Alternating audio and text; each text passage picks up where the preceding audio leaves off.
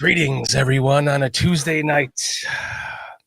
You know, one thing that does excite me is hanging out with you guys.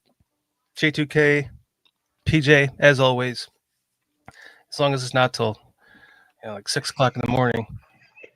Sammo, I missed it last week. You covering, you hanging out with the guys last week, doing the ALL-22. I appreciate that. We got you back again. I think we got you for good for the rest of the ALL-22s, right? Yep. I'm definitely down for that. It's a good time with you guys.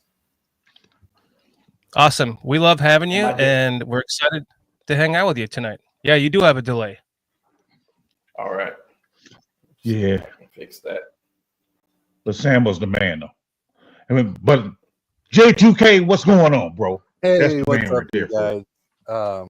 Yeah, great to be back again. And to everybody in the chat, what's up to the chat? As always, you guys are always awesome. Appreciate you guys.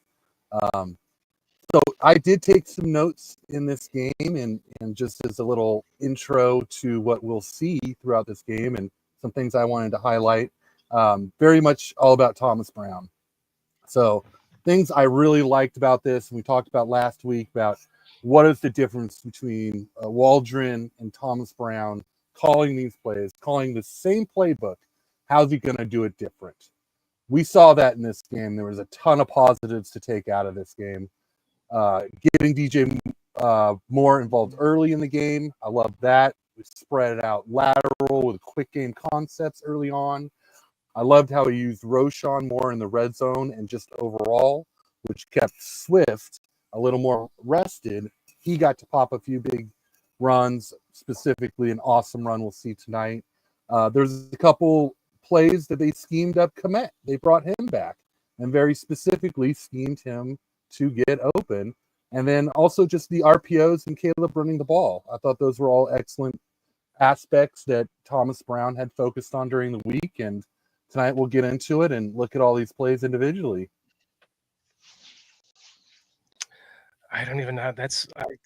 I could totally piggyback off of that. Sammo, what do you have to say based on J2K? Are you hopeful? Are you pessimistic? Are you somewhere in between? How are you feeling right now, man? I mean, this is another Packers loss.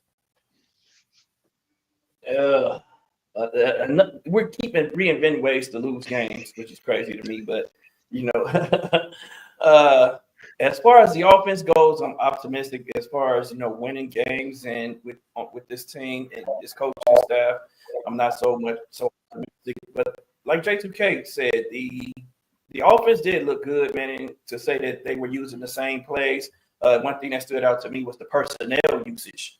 He used the personnel the way that made sense, common sense. Using Roshan in short yardage situations. Makes a lot of sense. Using him on third downs because he is the best pass protecting back makes a lot of sense. And then the way that they use DJ as well, getting the ball in his hands quickly, allowing him to, use his speed and his size and abilities, hitting Roma Doomsday, letting him play big boy ball with the back shoulder and all that good stuff. And Cole Komet, finally, we get to see Cole Komet. I think that was probably the best throw of the day when it went to Cole Komet. So I'm optimistic about that stuff. But as far as the team goes and this week, getting the win, I don't know. I don't know about that. Peach? Well, full disclosure, I only saw half the game. I had family duties to take care of. Come on, don't lie. You didn't want to watch the damn game. Come on, you were trying to follow suit with me. No, I really did want to watch the game. You tried to hold out as much as you could because you were like, well, if Shorty's not going to watch it, I'm not going to watch it.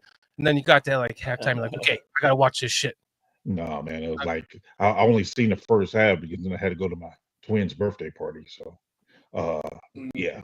I was a bummer at the party. I'm like, I'm sitting here all moping because I'm missing the game.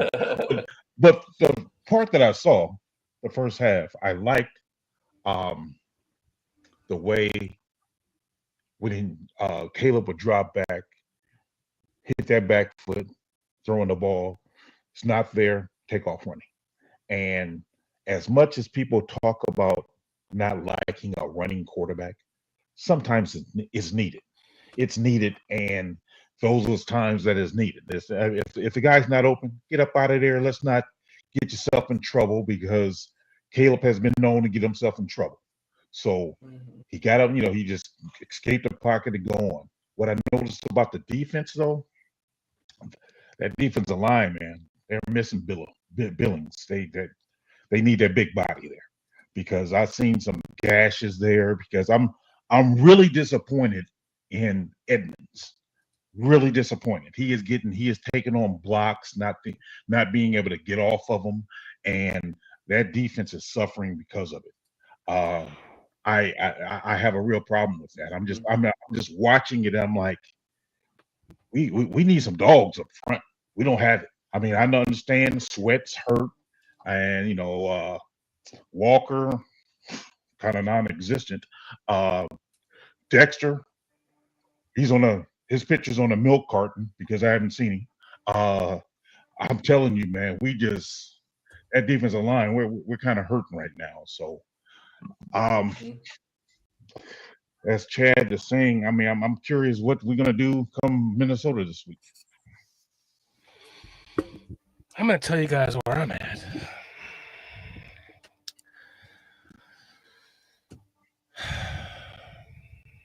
Taking a breath. Okay, I'm gonna take a breath. I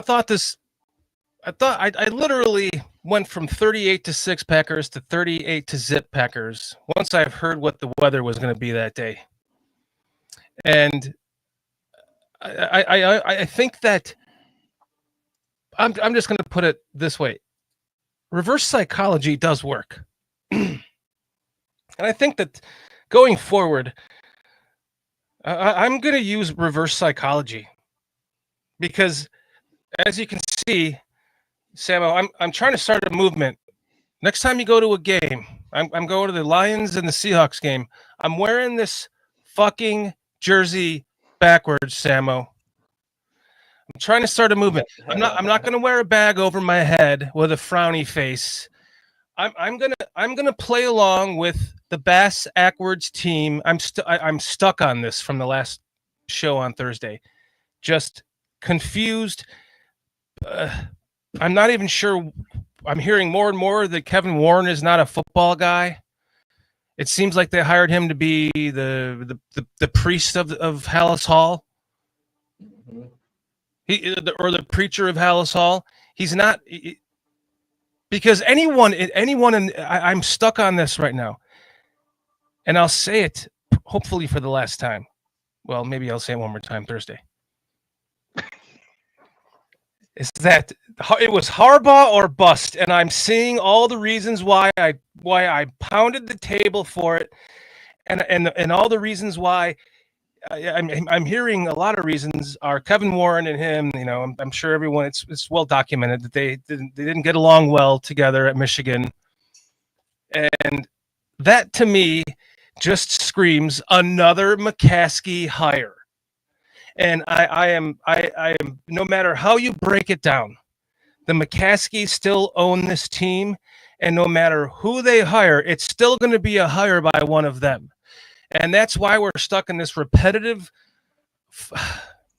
you know where we're at, rinse and repeat again. It's literally Groundhog Day, getting up, stepping in you're spilling your toothpaste on your shirt, you're walking out the door, stepping in a puddle, you're slipping on the ice, you're getting into a fender bender on every single day is the same thing. That's what it's like every single year with this team. And I've heard a lot of people talk about it, ownership, and I've refused to actually believe it, but I believe it now. Because if Kevin Warren is not, if he really was the catalyst behind, like the end all be all of not firing Flus and bringing in a guy like that, listen, it all comes down to who can handle this media and who can handle this fan base as a coach. There's not very many of them. You can't just, go hire in the youngest new guy and expect it to work. You got to get somebody that can handle it, somebody that knows it. Jim Harbaugh was that guy. And so I've plateaued at that. I'm not even blaming Flus or Poles or, quite frankly, Warren anymore, because it's just the McCaskies for me. And I'm wearing my jersey from now on. Hopefully in like 5 years, I can see everyone wearing their jerseys backwards, and they're going to be like, it's, so tell them the BCP sent you. 5 years? I'm done. Yeah, because it's never going to end. It's never going to end, PJ. Wow. It's never going to end. Let me talk you off the edge. Virginia is living off of the tears of Bears fans like a vampire. Let me talk you off the edge, sir. I understand your frustration, but I really believe in my heart of hearts, Warren has nothing to do with the football operations. I really believe he has. Listen, this is all just hearsay. I don't know if Warren really had something to do with any talk of Harbaugh not being had, because at least it had to be had, right? He was sitting there for the taking. Why wouldn't you? Because you're incompetent. Because you can't give the power to somebody. You can't just. I don't think that's Warren. I think that's Poles. And pet your kitty and let Jim Harbaugh run the team. You can't do that. Well, that's Poles. That's Poles. That's not. I don't believe Poles. I do not believe Flus was Poles hire, and I never will. Well, I'm on the fence on that one, honestly. I think they presented him 3 options, and he chose Flus. But I think, with that being said, I don't think he would be on Harbaugh's train simply because what type of character Harbaugh is. Harbaugh wants his guy to be the GM. Fine. Well, hear me out. I'm just Ryan. So Poles, that's what I'm saying. Poles is not going to hire a guy who doesn't want him as his GM. That's what I'm saying. Poles is in charge of that. The whole football operations is just Poles. So Poles like, hey, look, I'm not going to bring in Harbaugh, and then Harbaugh don't want me. You're playing right into my point. That's why Warren should have been the guy that's like, this is not going to work with you. I'm sorry. Thank you for your services, Ryan. We're getting rid of you. We're bringing in Jim Harbaugh. I know what a pain in the ass he is, but this is what this city needs. Yeah, that's not Warren. Can I throw a completely different idea on why we didn't get Harbaugh here? Go ahead. Something we haven't talked about much. So when Harbaugh was with Chicago, eventually he left Chicago. He ended up playing for the San Diego Chargers. And he ended up becoming very good friends with the Spanos, the owners of the Chargers. When his NFL career ended, he went and joined, he became head coach of San Diego College. State. Not state. It's a very small school. I need to hear this. Preach it. It was a D2 school, right? Yeah. And he converted Josh Johnson, who's now been in an NFL for 17 years, as a backup. Man. He made this guy into this fantastic quarterback out of a D2 school. The kid threw over 100 touchdowns to 1 interception in his career in college under Harbaugh. Then Harbaugh goes to Stanford, right? West Coast. So now when Harbaugh finally moves up the rankings, he gets over to San Francisco, West Coast. Then he comes back and he goes to Michigan, right? Wins the national championship. Now he's a hot commodity. Where does he want to go? He wants to go back to the West Coast. Had the Chargers not moved to LA, he would have loved to be in San Diego, but LA was just as good. Thank you. I don't think Harbaugh ever wanted to come to Chicago, regardless of who he had, any type of control, all of that. Unfortunately. Thank you, J2K. You're welcome. I'm not kidding. Well, I feel like, man, that's you. J2K and PJ both could be correct about him not wanting to come to Chicago and all that stuff, and all the talk and the rumors about Ryan Poles or Harbaugh wanting control of the roster. All of that stuff could be true. But the one thing that we know about Harbaugh, and J2K just pointed out, is that he knows how to develop a quarterback, right? Yes, and we were bringing in this generational quarterback, and we're trying to break the cycle. So I blame Ryan Poles because it's up to you to go and convince this guy that we can work together. I understand you're a hard ass. You want the players that you want, but we're gonna work together on this. But I need you, and I feel like I want to work with you because I know that you can develop these quarterbacks. That's just your history. That's just what you do, and we need you here in Chicago. We drafted you in here in Chicago. Convince him. It's like it'll be a great story for you, a great way for you to end your career here in Chicago, winning a Super Bowl after winning in the Midwest already in Michigan. Like, man, that's on Ryan Poles, man. I blame Ryan Poles for everything that's breaking down right now. To be honest with you all, like the fact that if Matt Eberflus wasn't his choice, he still chose to keep Matt Eberflus this past year. And then if he had three choices, then what makes you pick Matt Eberflus over Dan Quinn? Like that just doesn't make sense. Dan Quinn's been to a Super Bowl. Dan Quinn was coaching a team down in Dallas who had a great defense at the time when he ended up going to Washington. It was a no-brainer to pick Dan Quinn at that point in time. And you're entering the NFL as a first-time GM. Why not get a head coach a guy who's been a head coach prior to this time being a head coach again? Possibly being a head coach again, like someone who can help you and you get through the process a lot faster. Like it just didn't make any sense to me. Like Ryan Poles he's made a lot of mistakes, man. And I know we're looking at it in hindsight right now. Like every day, every week, I'm looking at mistakes that he's made. I don't think that he does his due diligence as much as he should. Like I'm seeing players that he's picking. He's just wasting money right now. Like we're going to look at this film in a little while. Like I'm not high on Hicks. I thought Hicks is just not a good football player to me. Like he's okay, but he's definitely not a starter. And But we signed Jonathan Owens.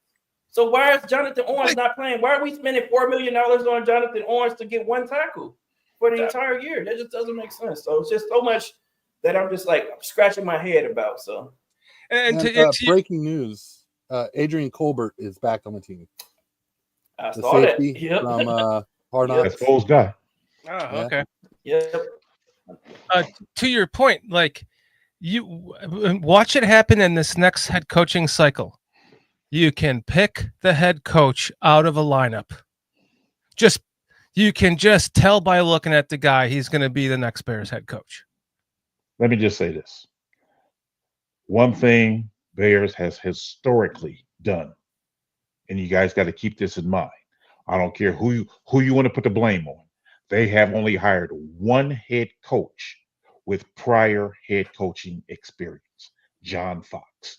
Every other coach ever has been a offense coordinator, defense coordinator, some other lower tier coaching. Never been a head coach before. So to Sammo's point, yeah, I agree with you. We should have went with Dan Quinn.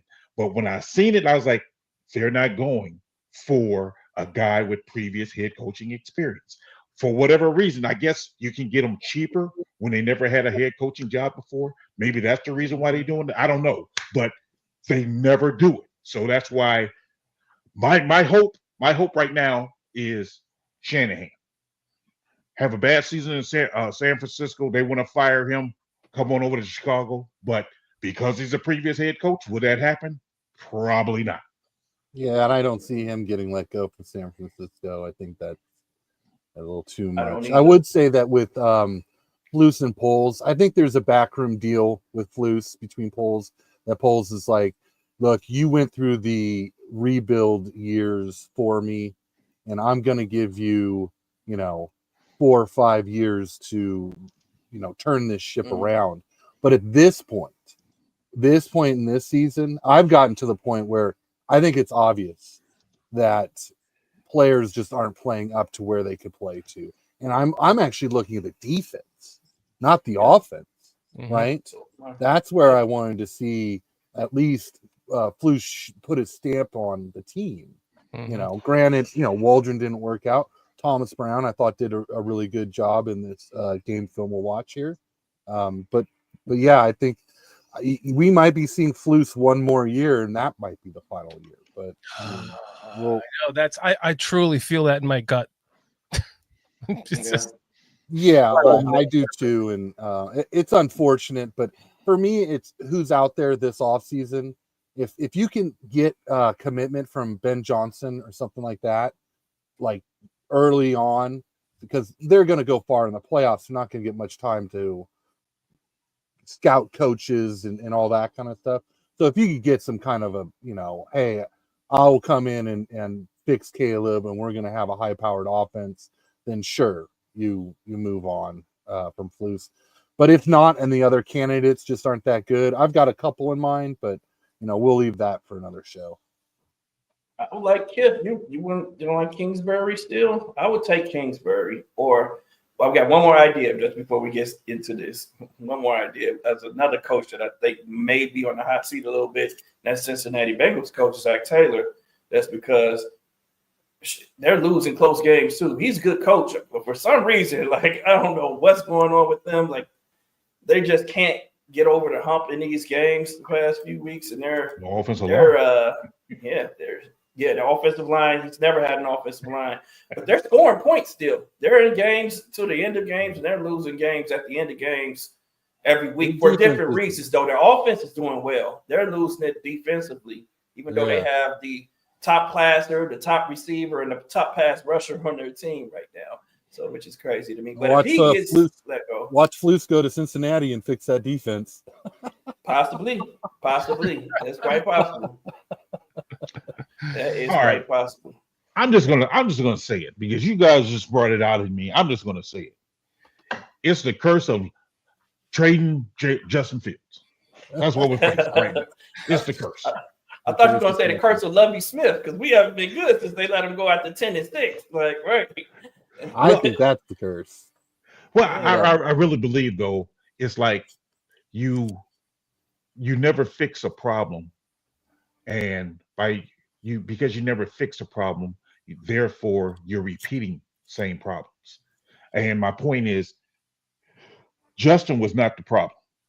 The quarterback was not the issue. And instead of realizing that, instead of building up the team, you chose to let's go after this new guy. And then it resurfaces. Now it's the quarterback. No, it's the offensive coordinator. Oh no, now it's the head coach. Stop.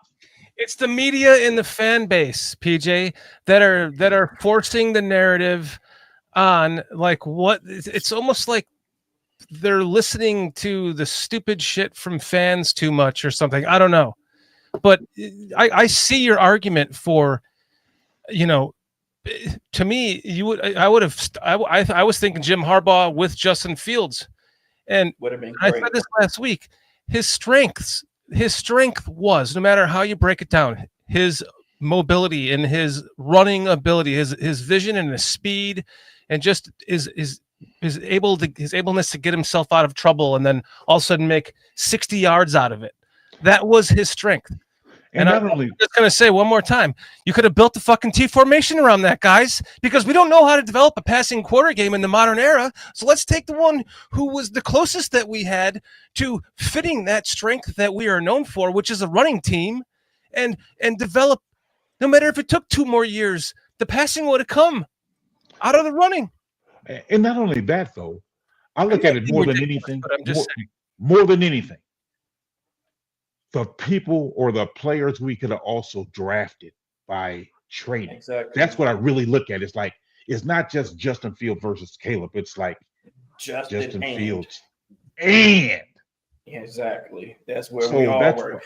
Yeah, that's where I really get stuck up on, and that's why when I'm looking at this team and I look at the holes we have, it's like, man, that hole could have been fixed. That hole could have been fixed.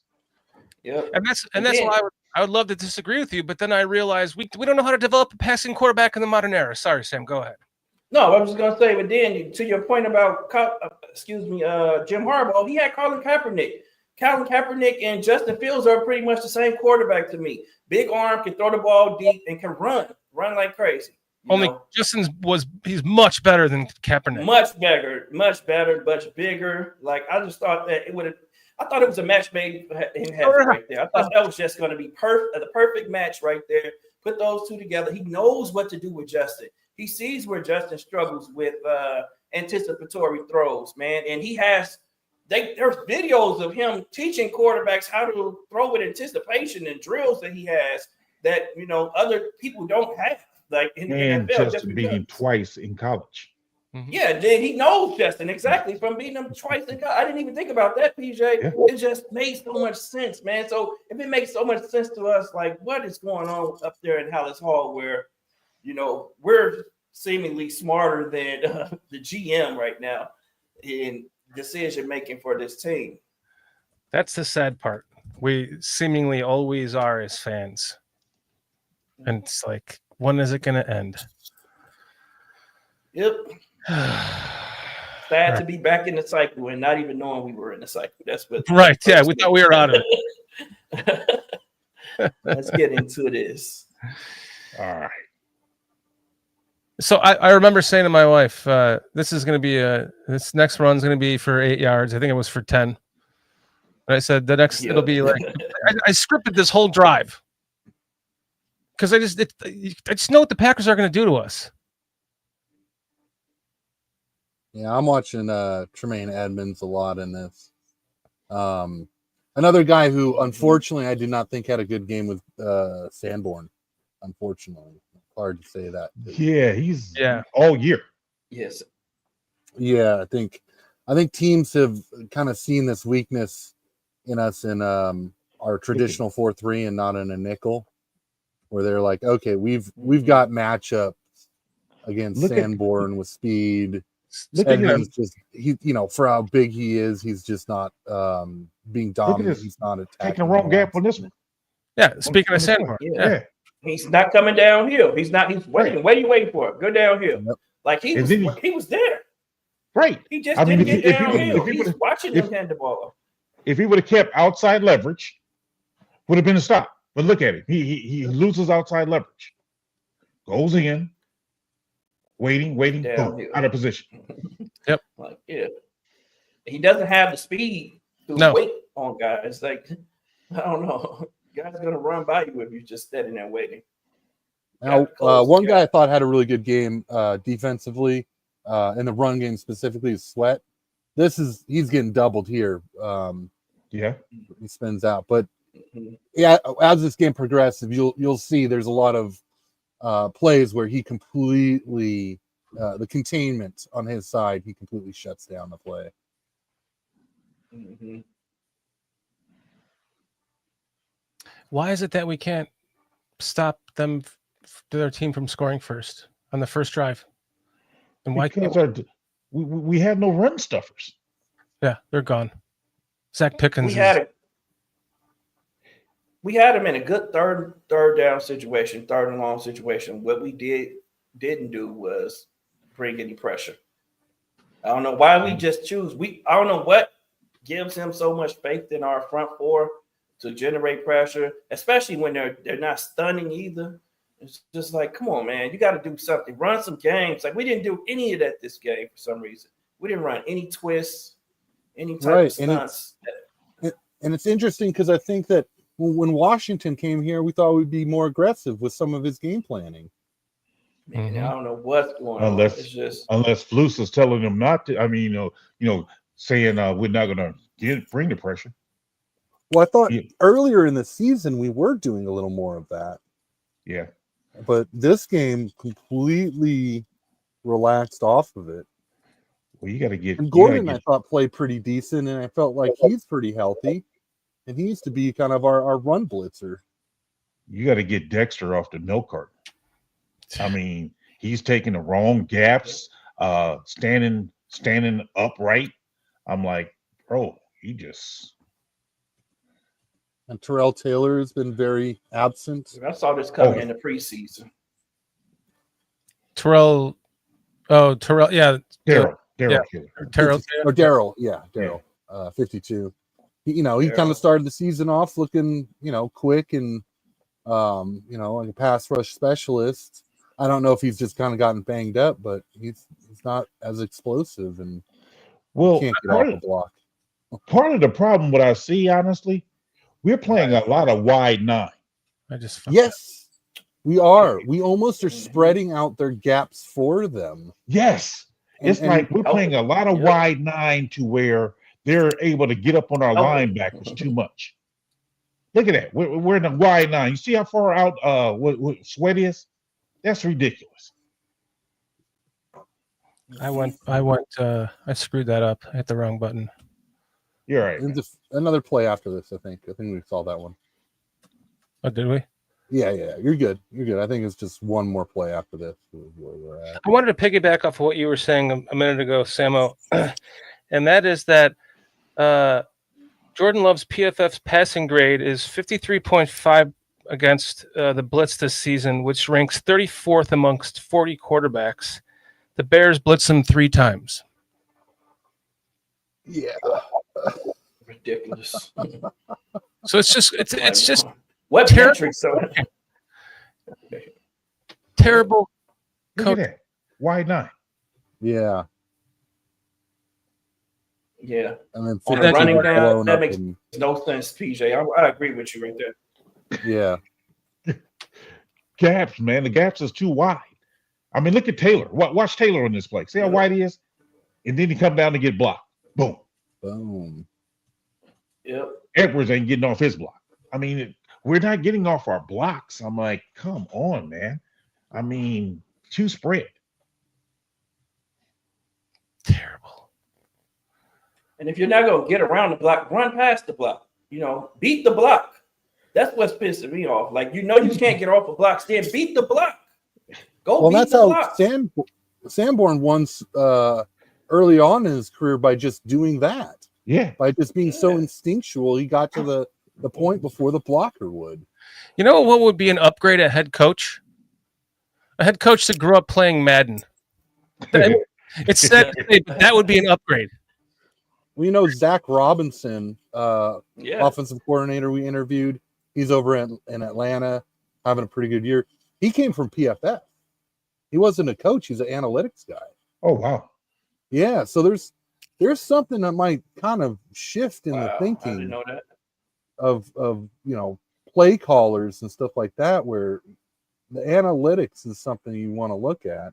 Mm-hmm. And not just like PFF scores, but I'm sure he's 10 toes deep into every aspect of analytics. This is where they got us. Yeah.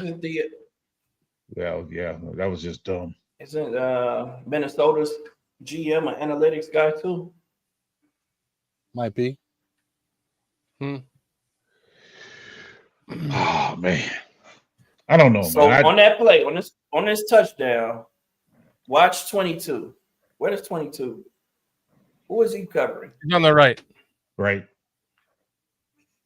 Yeah, I kind of think that Hicks is getting so stuck in his assignment that he's not seeing what's happening in front of him. There he is down at the bottom right. What's he defending? Oh no, that's he's defending that out. What are you defending? No, he's defending that out, which was also open, by the way. All right, so it was the one that went out. All right. Yeah. But there I was didn't even a see that play, was it last game, I think it was, or 2 games ago, because we were doing the all-22 together. Me and PJ were talking about, what was Hicks' responsibility. I felt like, because they're in the end zone, he could have played up a little bit further and just, like, what is he actually defending? Like, sure, the coaches say, oh, this is where you want to drop back in your zone. Stay in this area because these routes could be here and there and stuff. So yeah, I'm okay with Hicks as a backup, but starting is not looking great.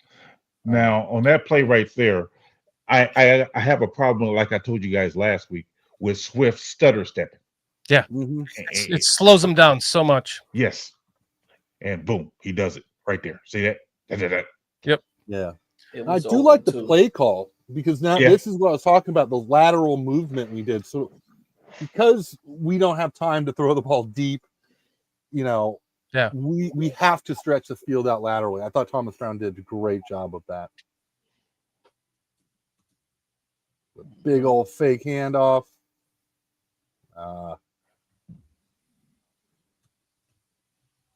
Yeah, that was really all he had. Yeah. We try to back shoulder it and as good as Caleb is throwing on the move, it's still a really hard pass to make. to be accurate, have some guy throw into that back corner, back shoulder. You're going one way, he's going another. He's trying not to. Hey, you got to give him credit. He's not throwing interceptions. True. Right. Knock on wood. But look at the guy over the middle. Look at the guy over the top.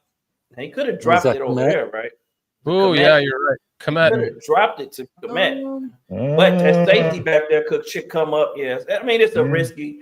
I think he was being risk averse there. And he probably wanted he might want him to sit down right there. He didn't sit. He kept dragging. So he's got that cannon and that release to just throw it right now. Gone. That's it. He's going to catch it right here. If he threw it when he should have. If he throws it here, he catches it here.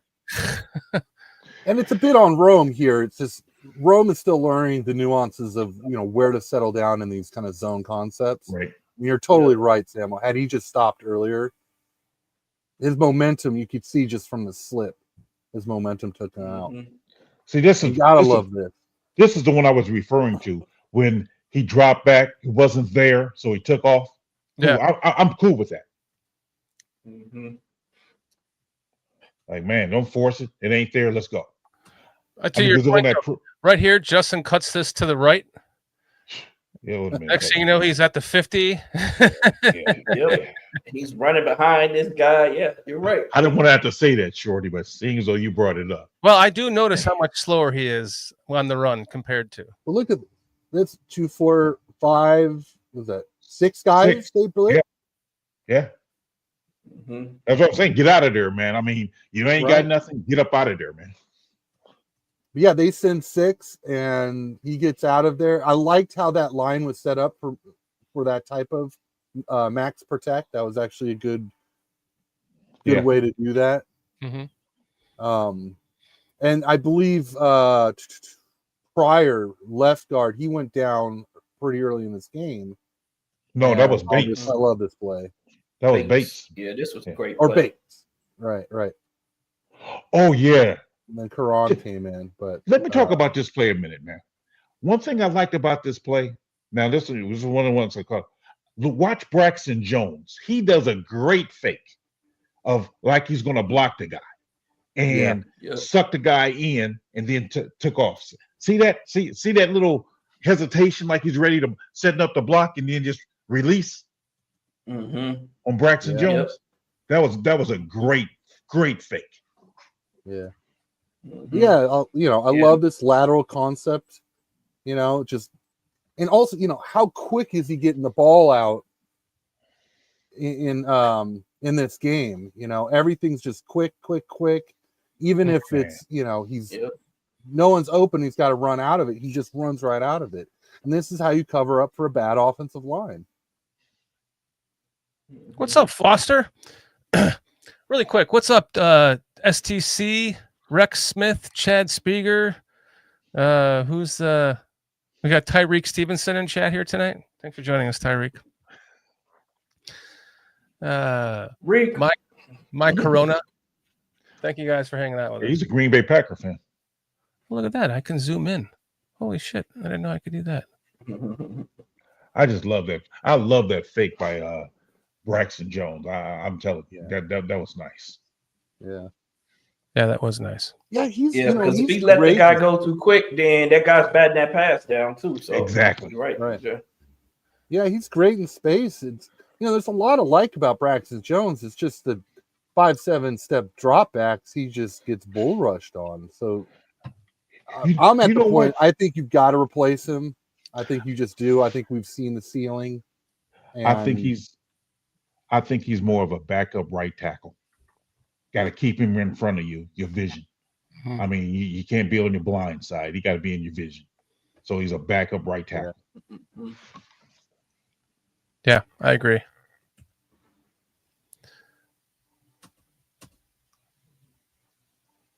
You can see how condensed we are. So all these kind of condensed looks is to help us go laterally. That was blown up. See, I hate. See, I don't like condensed because that puts too many people in the box. And therefore, I don't know why they sit up there and double team that guy instead of peeling off and taking the other guy. clue on Braxton and Bates double teaming their guy and letting this guy go free. I have no idea. Well, it's What- Pryor. Pryor missed his pull. Yeah, 79. Pryor didn't get there. He didn't get there. Pryor was coming across. Exactly. Yeah, He as good missed as him on Pryor, the block. He whiffed. as good as Pryor was, I long term, I don't think he's a good guard. I mean, you know, he's a backup guard. So I wouldn't consider Pryor being a starter. Well, and He doesn't have going the back to Braxton, athleticism to do that. Go ahead. yeah, going back to the whole Braxton Jones discussion.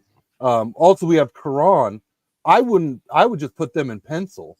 I would go and treat this draft like we need, or the offseason like we need left tackle, left guard, center, right guard. We've got a starting right tackle. And if Braxton and Karan can beat everybody else out for jobs, great. If not, at least we know what we got, you know, and we've got some talent. So I wanted to say that this is. I remember thinking on this first drive here, like finally, it looks like we got something going with this first drive thing, and we're gonna score. We were building up some momentum here, and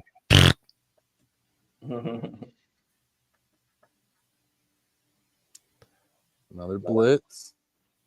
I mean, if you don't see that blitz coming, I don't know what you're looking at, because you got three guys lined up coming on the right side or left side of the line, and it's like, come on, man, you guys don't realize that?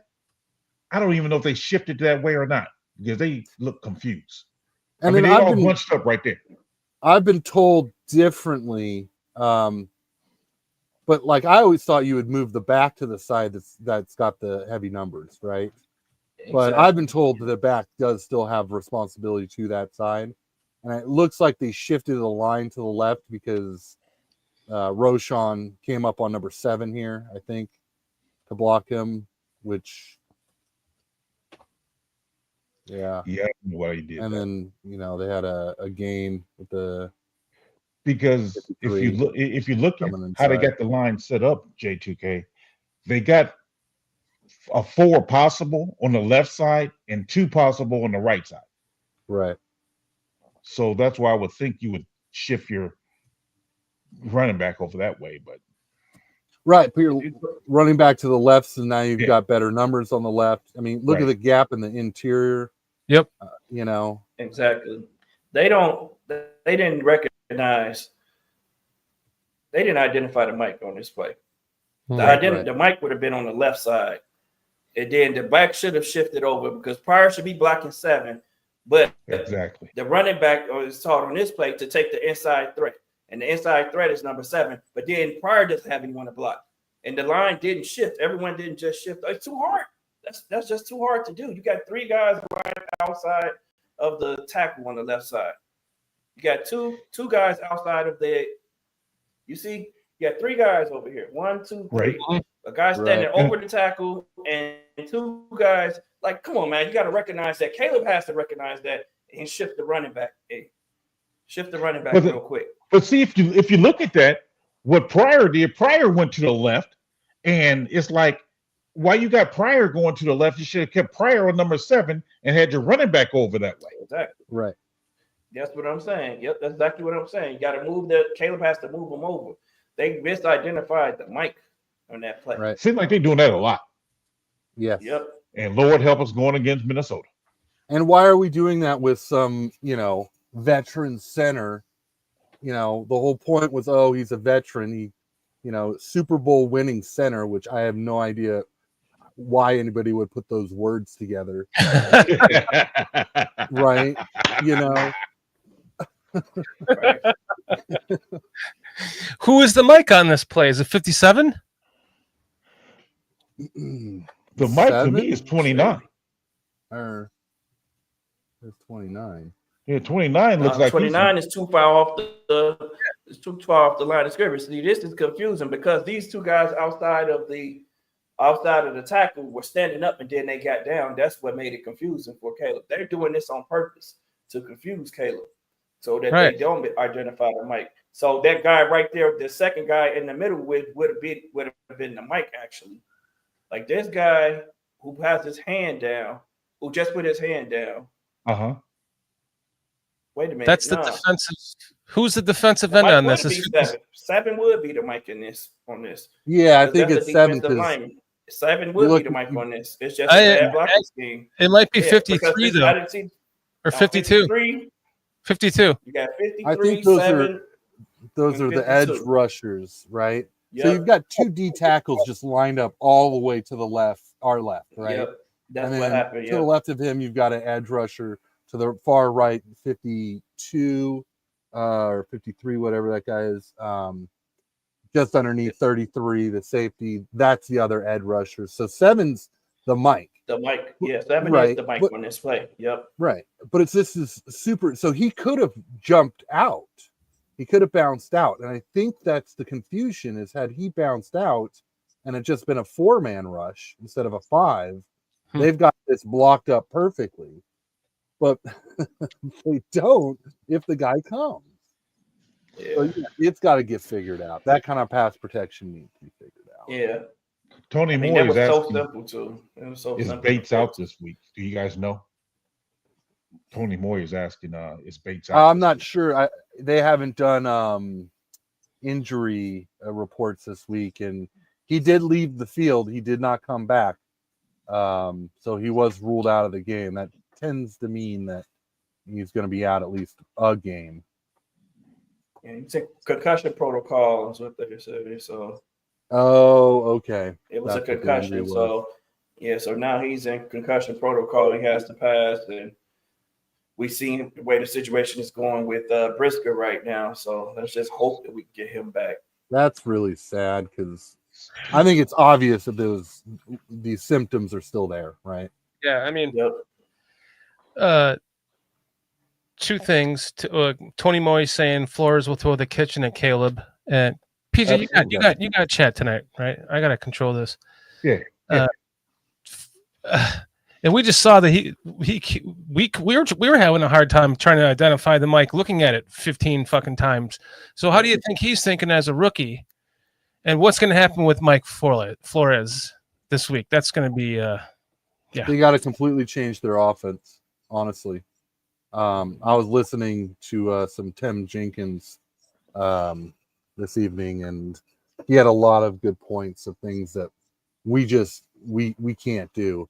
And to PJ's point, it's going to be a lot of this bunch stuff.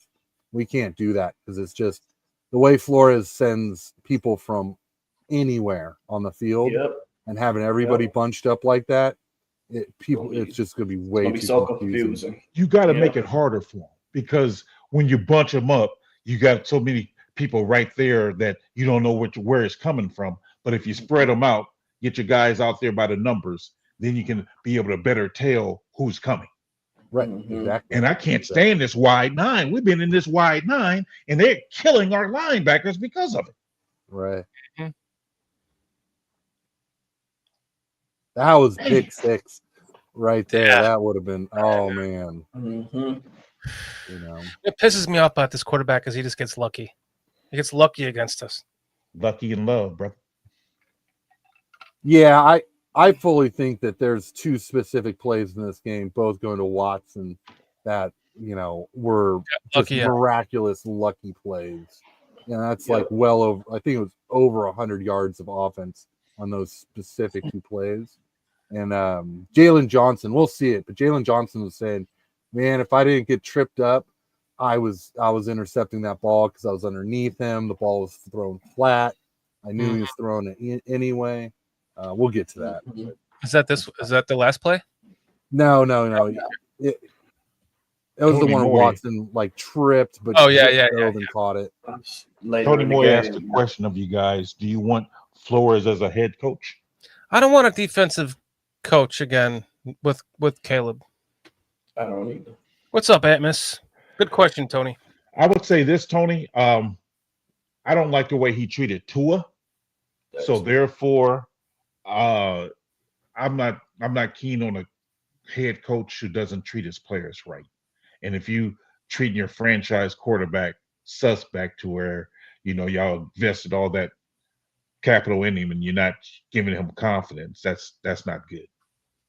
Yeah, I would say with Flores, for me, I think you go with the minds in the NFL, the top minds in the NFL.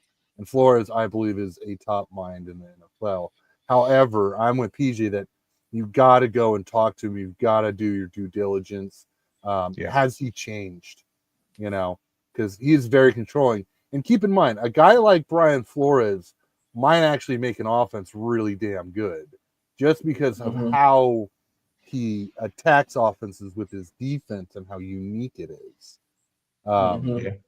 So I'm not one for offensive, defensive, coordinator, I have a preference, or one for, have they been a head coach? I want the top minds, and Ben Johnson is one of those guys.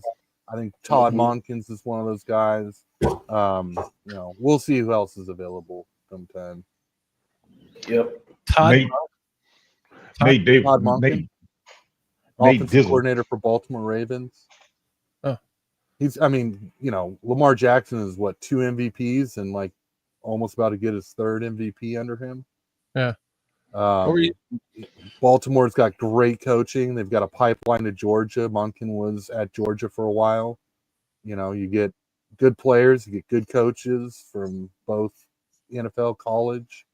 So I know he's not a name that's really hot for people. He's older and he looks kind of nerdy, to be honest. I don't think people are going to want him. I think people want the next, Dan Quinn, aka Ditka, that hard-nosed, or maybe Cliff Kingsbury, who's mastermind of offenses, right? Now I think and the only thing about a Monken is thinking about can he lead the rest of the team? Yeah, I think he's a great offensive mind. I like that he's a run-heavy guy, but we don't know if he's Trestman or not. We don't know if he's going to come in and turn out to be a good offensive mind, but Mike Daniel, just not a good leader of men. That's my hang up with all of the first year head coaches. Yeah, we talked about Zach Taylor. You wanted to get to Nate, PJ. Nate says that I feel like our defense was okay, but we let Josh Jacobs get too many yards. Honestly, Jacobs is probably the most underrated back in the league. I agree. He's very underrated. I know we are trying to sign him ourselves. Nate Dizzle. I wonder if that Nate Davis in disguise or Nate Dizzle. But anyway. And the slick sophistication. We did talk about Zach Taylor over with the Cincinnati Bengals. Yeah. I don't think he leaves. I don't think they fire him. I think it's a rough season, but for an offense, they look pretty good. They just losing close games, heartbreakers. Yeah. I'm not a fan of Zach Taylor. I'm just to the point now where I'm so scared of any coach that doesn't seem balanced. Now I like Dan Quinn. I mean, I know we can't get him now, but I do like Dan Quinn. But Zach, I'm scared. Dan Quinn, you couldn't pick Dan Quinn out of the lineup as the next Bears head coach, though. Well, like I said, I mean, when I seen they interviewed him a few years ago. Yeah. My first thought was, well, he's already been a head coach, so we're not going to take him. I mean, that's honestly was my thought. I was like, I like him because he took Atlanta to the Super Bowl and almost won it. And I'm like, yeah, I like him, but we're not going to do that. That's really what I thought. What's up, Hector Zambrano? Thanks for hanging out with us tonight, watching the ALL-22. So I really like these last couple of plays we've had. I know this one was illegal motion, I believe, on someone. No, I don't think flag thrown on this, right? Yeah, I don't. But the last two plays, just the lateral movement that we're doing. Yeah, and it's really pulling the linebackers back and forth, and and then here we come with a quick game. I really liked what Thomas Brown was doing this game. Yeah, I like that. As soon as he hit that back foot, he threw it. And that's what I've been saying all along. I like when the quarterbacks do that. Boom, bang. Yep. Yeah, the routes are timed up with his footwork. Exactly. What a novel concept. All last week we talked about that just being, I kept pausing on the back foot and just being like, what is this? What, No one's even turned around. Everything's play action. That's another penalty on us. Nice catch. Is that where DJ didn't get set? Yeah, he kind of did a little hop step thing. Yep. Yeah. I don't know about that penalty. I don't know what kind of disadvantage it puts on the defense. Well, I know you're not supposed to move towards the line of scrimmage, and I don't know if that's what it was. It was like something like that, but it was minor, but it still technically was a penalty. And these RPOs, man, moving laterally, left and right, guy goes one way, you're going the other way. It just, this game plan was just so much fun. And nothing has been downfield, but we're moving the ball. Mm-hmm. That's what I had a problem with, because I thought he had DJ Moore on one that he should have let it rip. And it's like throwing everything 15 yards or less. Yeah. That's true. I think we've seen Caleb be a little bit inaccurate on the deep passes, and that's probably being kind of nice. We did actually open up a little bit in the second half, which I really liked. Yeah, I can't comment on that. Yeah. And this is, I don't know what this was. Did he not get it laces under his hand on that play? He just kind of dirted the ball, grounded to third. Mm-hmm. Oh, it was just... This is the play I wanted to see. Like, what are we doing here? It seems like Darnold Wright. Because he's just down blocks, I believe. Yeah.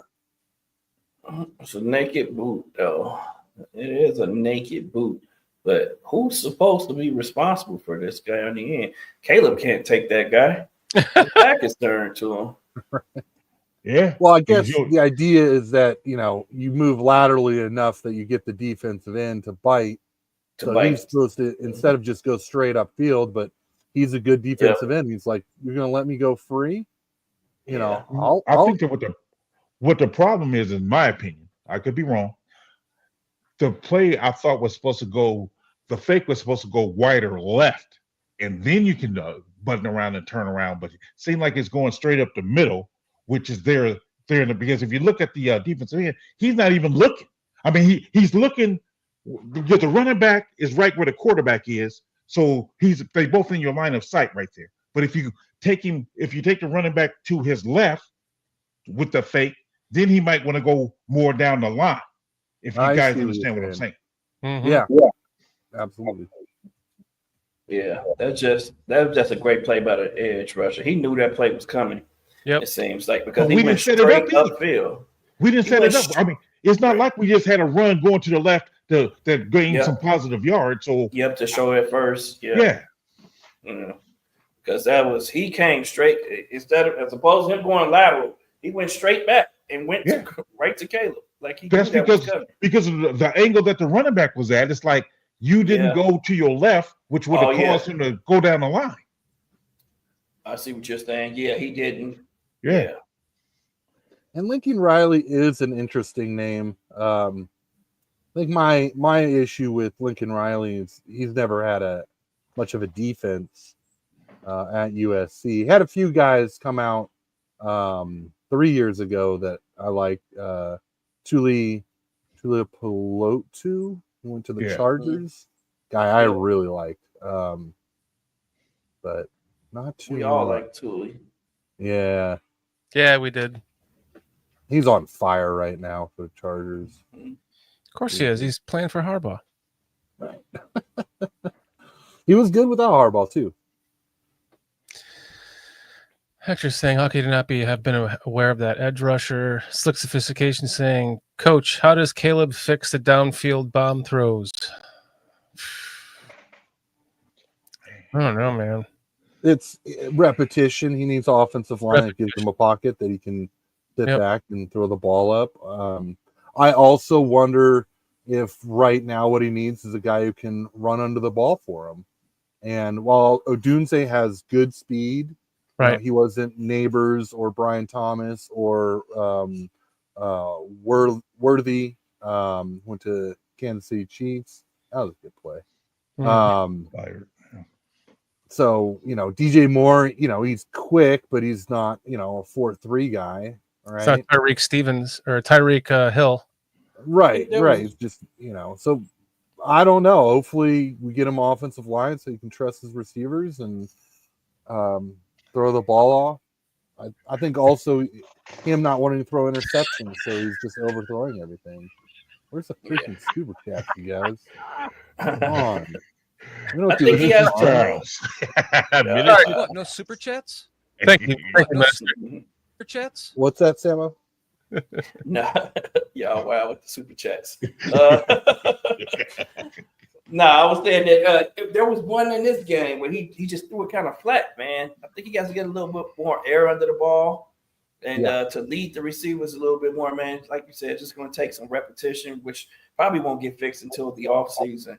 I think in college and the NFL, I think he got away with throwing a flatter ball in college because, he's playing in Pac-12 and those corners aren't great.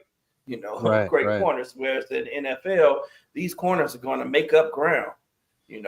Especially if you're throwing a flat ball and you're not leading your receiver, they're going to make up ground in the NFL. And that's one thing the worst corner in the NFL can do is make up some ground. So, and I thought he did well with the deep ball when he had Addison at USC, and he's a guy with speed and runner to the ball. He didn't have him for a year, though. Yeah. He didn't have him for a year. Right. Yeah. Had him 1 year. Yeah, no 1 year. Why is there 3 guys on one guy in the middle of the field here? Those So linebackers, this is man. Edmonds. That's all right. Why does Edmonds go that way? Back it up a little bit more. He was in the right position, and then he just goes inside. No clue. Reading the eyes to the quarterback. Yeah, the quarterback just moved him out of the way, and Yep. I think this is Watson. Undisciplined, man. That's undisciplined football. Man. You have to play your zone. Play your zone and stop worrying about there's nothing you can do over there. There are 2 guys on that guy. Why are you going to? And then you're stepping forward. Can we can get out of his contract this next year coming up, right? Nope. Yeah, it's a huge dead cap. Oh, is it? Yeah, I think the opposite. It's he's penciled to make 17 million. Who? But if we cut him, Tremaine. Tremaine Edmonds, it's only a $2 million cap hit. Let me see. Thought I looked this one up last week too, because I'm just like, man, we got to get rid of him. I'm telling you. Yeah, he's not. I mean, he seemed like he took a step back this year. I don't know if he ever was as good as we thought. Like seemed like he was coming on last year though. First year it wasn't there, but seemed like last year was coming on. But this year, whoo. J2K, you're looking at 2026 is the 2 million. Dead cap in 2025 is 13 million. I guess he'll be okay. So not next year, it's the year after. Okay. Yep. If we cut him, then post June 6th will be 10 million in dead cap space. But then if we cut him pre-June 6th, it'll be 13 million. Either way, I don't think we're gonna cut him. No, we're not. No. Can we just say that on that last play, Sweat pancaked the guy? I just want I do want to acknowledge Sweat. What, on this one? Yeah, he pancaked this guy. Look at that. Oh, wow. Yeah. So I gotta give a shout out to my defensive line. You guys know that. Finally, baby. Yeah. Man, Sweat might be getting healthy again because he played a lot more in this game, and I haven't pointed it out, but he did look good on run defense.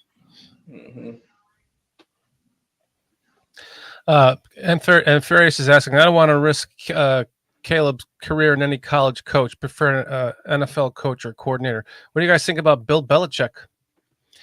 And the only reason why I say this is because he's about the only coach I can think of left that's open on the market that could handle this media and fan base.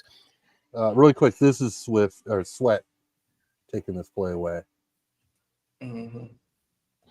Makes him bounce outside. I agree. Sweat took that play. With Belichick, I'm a believer that he won't fly here. He'll give that little "we're on to the next" or "we're on to Cleveland" or whatever his phrase is. The media will eat him up. They'll be Yeah, but down on him so quick. Eventually, he'll tame the media with the same answers, and then they'll just be like, they'll stop asking the stupid questions.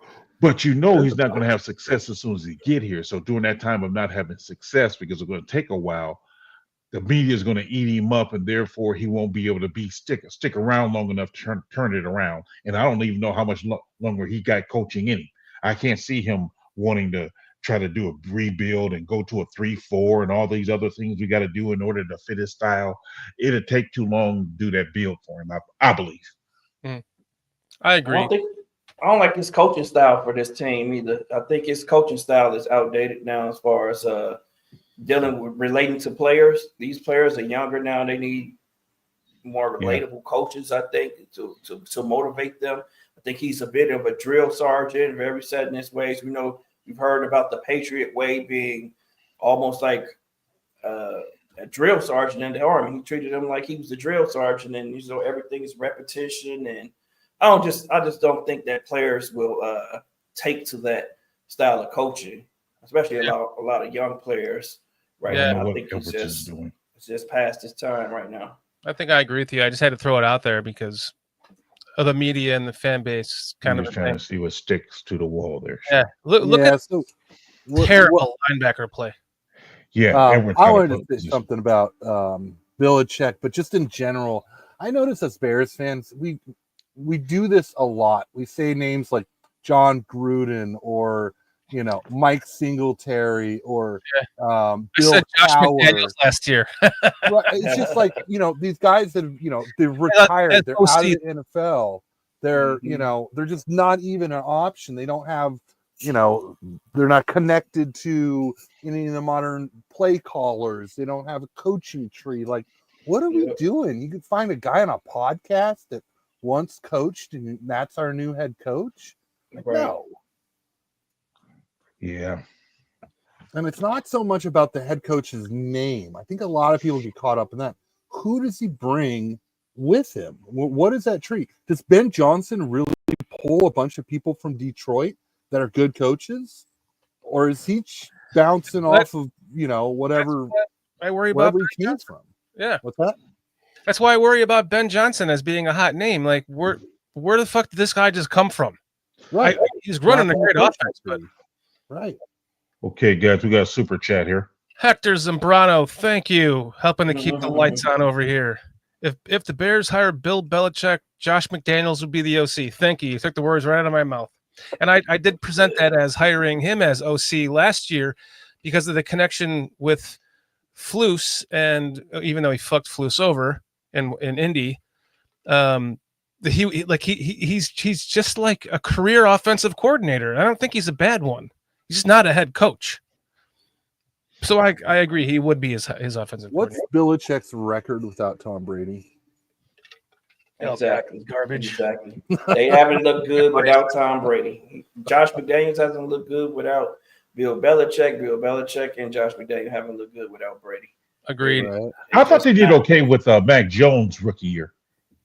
His rookie year, that was probably the best year that they've had since Tom Brady was his rookie year until about week 10 or 12 when things just got.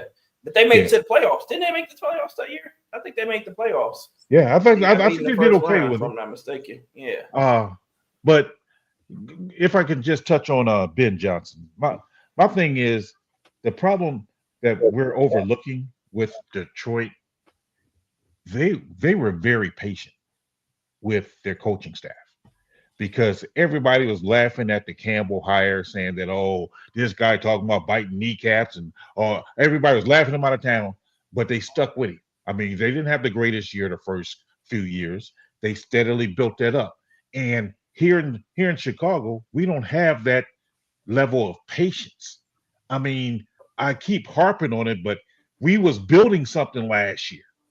And then we nixed the whole program and wanted to start over. And it's like, how do you expect that to work? You ruined a whole lot of chemistry going on. So now you got to try to build that back up. And I don't see us being patient enough to do it because because we're already talking about getting rid of Flus.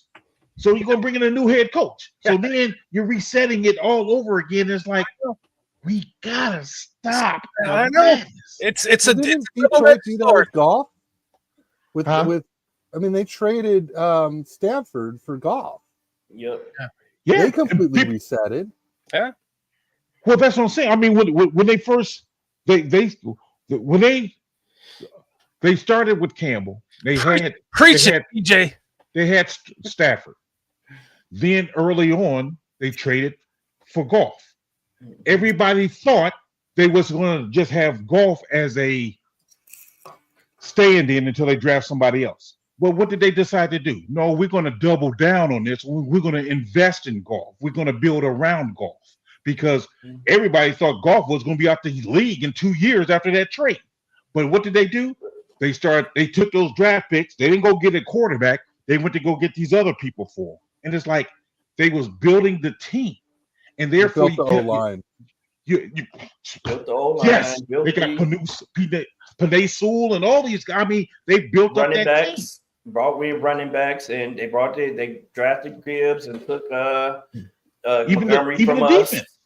Hutchinson and Campbell, first rounders as well. That's why I'm like, they built this team. They built their team, and that's what I was hoping we would do. It's like, look, we got a gift horse with this number 1 overall pick again. Let's use that capital, get more draft capital, and we can build this team up, and we'll be set. But even before that, what do? We go Ryan Pohl's first draft, corner, safety, wide receiver. Yeah, exactly. No trenches, right? No trenches. Sure, there's plenty of arguments how bad the team was. Some people say, cornerback was the worst position. I thought the team was just had to get completely rebuilt anyway. Right. Why not start with the trenches? And when you step back and look at this overall view, what's their biggest issues? Protecting the quarterback, getting to the quarterback. And I think part of the problem is during that draft, I mean, by the time he picked in the second round, I don't know if it was, the highest rated players on the board, because Gordon was predicted to be a first rounder. You was able to get him in the second. So I can kind of understand that. I don't know where I feel on Brisker, and I don't know, and I can't remember who else was left on the board, but I think that's why he did it that way. But moving forward, why didn't he still not keep on contending? I mean, that's what I'm saying. We had so many more holes on that line that we could have kept on going after, and we just didn't address it, man. I mean, even in free agency, it's like you bring in Nate Davis. No, I didn't think Nate Davis was a bad signing. You look at his Tennessee tape, and he looked pretty good. He was nasty. He was a finisher. Whatever happened in Chicago, I don't know if after his mom passed away that he just said, you know what, I'm just going to finish out my contract, get these millions, and just walk away because bigger things in life or whatever happened. But night and day, Davis in Chicago, Davis in Tennessee. But there was rumors that he didn't like practicing in Tennessee, and our assistant offensive line coach came from Tennessee. Did he not know that? Well, he probably doubted for him. Hey, Ryan, before you sign this guy, I just want you to know he don't like practice. I'm sure it doesn't have to be that coach on our staff. You talk to other coaches, you talk to other people before you sign that guy. And that's my problem with Ryan Poles right now, is that it doesn't look like he's doing his due diligence when it comes to hiring coaches or getting players as well. Because all of these players that he's bringing in have had issues. The Chase Claypool was a nutcase out there in Pittsburgh before we said, but we still went and traded for him a second-round pick, and then gave him our best second-round pick, our best of 2 second-round picks for him. Like that's due diligence that's not being done. I think like he's just falling in love with names and saying, "Oh, we can get this guy." And I thought that, like J2K said, it was a steal for Nate Davis if he the player that he was on Sundays. But Saturdays matter. I mean, Monday through Friday matter. Saturday matters. Like those days matter. And like you said, to your point again, PJ, went the second year. What did he do? He went and signed a $72 million linebacker who we're looking at tape right now, who's just not looking good on tape. It's like we could have got an offensive lineman with that money, man. We could have got a cheaper linebacker or drafted a linebacker later and got a better offensive lineman with that money. It's just like that's just stuff that makes us scratch our heads, and like we can only look at it in hindsight. I know that we're all talking about, well, this is hindsight now, but he's paid to have foresight, and what he's done hasn't yielded us any wins. And right now, we're looking like we're going to finish with the same record as the Panthers. So then, how much better is this team than the Panthers if we finish with the same record? They have a good offense that they drafted this year. They have a rookie quarterback that they drafted this year. It's looking like a balanced trade almost to me now. It's like, man, like what did we do? How much better did we get if we're not winning games? Yes, the roster looks better, but it doesn't matter if we're not winning games. Like if you're not going to draft the offensive lineman, then you have to back it up with great coaching. You know, if you're not going to draft the defensive lineman, back it up with great coaching. You know, we're just getting guys. I feel like Brian Foles is too much of a nice guy. Like he falls in love with character and personalities and that friendship and that camaraderie and all of that good stuff. But we need production. We need guys who we know who are produced. You guys see what Farias posted We need some about pricks. us? Replaced hired DJ Horde to replace a director of pro personnel scouting back in June. Did not know So that. like polls. I did not know that right either. with us.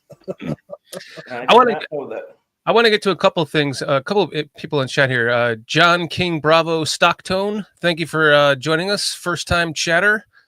We hope you're having fun with us tonight. We're trying to go over the ALL-22. We're getting back to it, but we appreciate you. I also want to thank you again, Hector, for your super chat. Thank you very much. We also have some other new guys in here in chat hopping in. Where did he go? Oh, well, it was Ampharius. We never said hi to Ampharius. So thank you, Ampharius, for hopping in with us. There was something here that John King Bravo said about that there was no offensive lineman there to take in the draft. Even if we listen, I was all for, and I still am. To me, Caleb Williams was my dream quarterback I've envisioned since I was a child. Which draft is he talking about? He's talking about this past draft. But even with the 9th pick, we could have still traded back, and we could have gotten what's his name from Ohio State, or the center. We could have gotten a couple of. We didn't have to draft a punter in the 4th round, for Christ's sake. J.P. Latham went to Tennessee. He's their left tackle. Yeah. I loved him as a right tackle, but they moved him to left. I haven't followed how good he is. I watched him play, and he looked like a rookie, but the guy's a beast, and he's athletic, and who knows, right? Yeah, and with a trade back, could have gotten Zach Frazier. JPJ has been pretty dinged up and hasn't looked great, but having a tough rookie season given the injuries. Yeah. All right, so I've been paused on this play for a hot minute now. Yeah, let's get back to a side rant. Sorry. Yeah, no, there's plenty to rant about. Because this play, to me, screams you want to go back to the TJ Edwards thing. TJ Edwards here. Why isn't his? I can forgive the tight end who looks like he's blocking and comes out that Tremaine Edmonds didn't pick up. But I'm not sure if I can forgive Tremaine Edmonds on this play for not picking up the back, because this is a zone, right? Am I wrong? Or that? No, that's man. It looks like man at first. It looks like I thought it was a zone too, but it looks like man. That's might be match. Yeah, match. Yep, match. But see, if you guys look real close, if you look close enough, Edwards takes a false step, because once that running back hits and does an out route, he still turns towards the middle. Watch, bam. See that false step he took? Mm-hmm. He took a false step, which delays his reaction time. See, he's going backwards there, and the guy is like wide open. Then he reacts after the ball's in the air. He's like, "What are you looking at?" Nobody has flat responsibility. But even so, the problem was that TJ Edwards did not have the flat on this. Nope, didn't take it. And you're watching the man. You're watching him, and you're Right, backing you up saw him. still, as opposed to closing the space. You're backing up and creating more space. Exactly. This is 100% zone based on the. because they're clearly playing the first down marker. Yep. And The my- linebackers are definitely in zone. Both of the Down linebackers are in zone. when you see the sideline, might see a 4 or a 3 or a 2 or a 3 or something. But based on the shift in the defense, this is a zone. This is not man. But It might be match. So It's Nick match, Saban yeah. created match defense out of cover 3, which basically means you play zone until someone comes into your zone, and then you play man coverage. It's far more nuanced than that because there's all sorts of underneath routes that happen. So you look, I think that's who's that? Number one. Look at number Yeah, one. number 1. Watch Jalen him follow the Johnson man. If playing it was a red. zone, he would have stayed.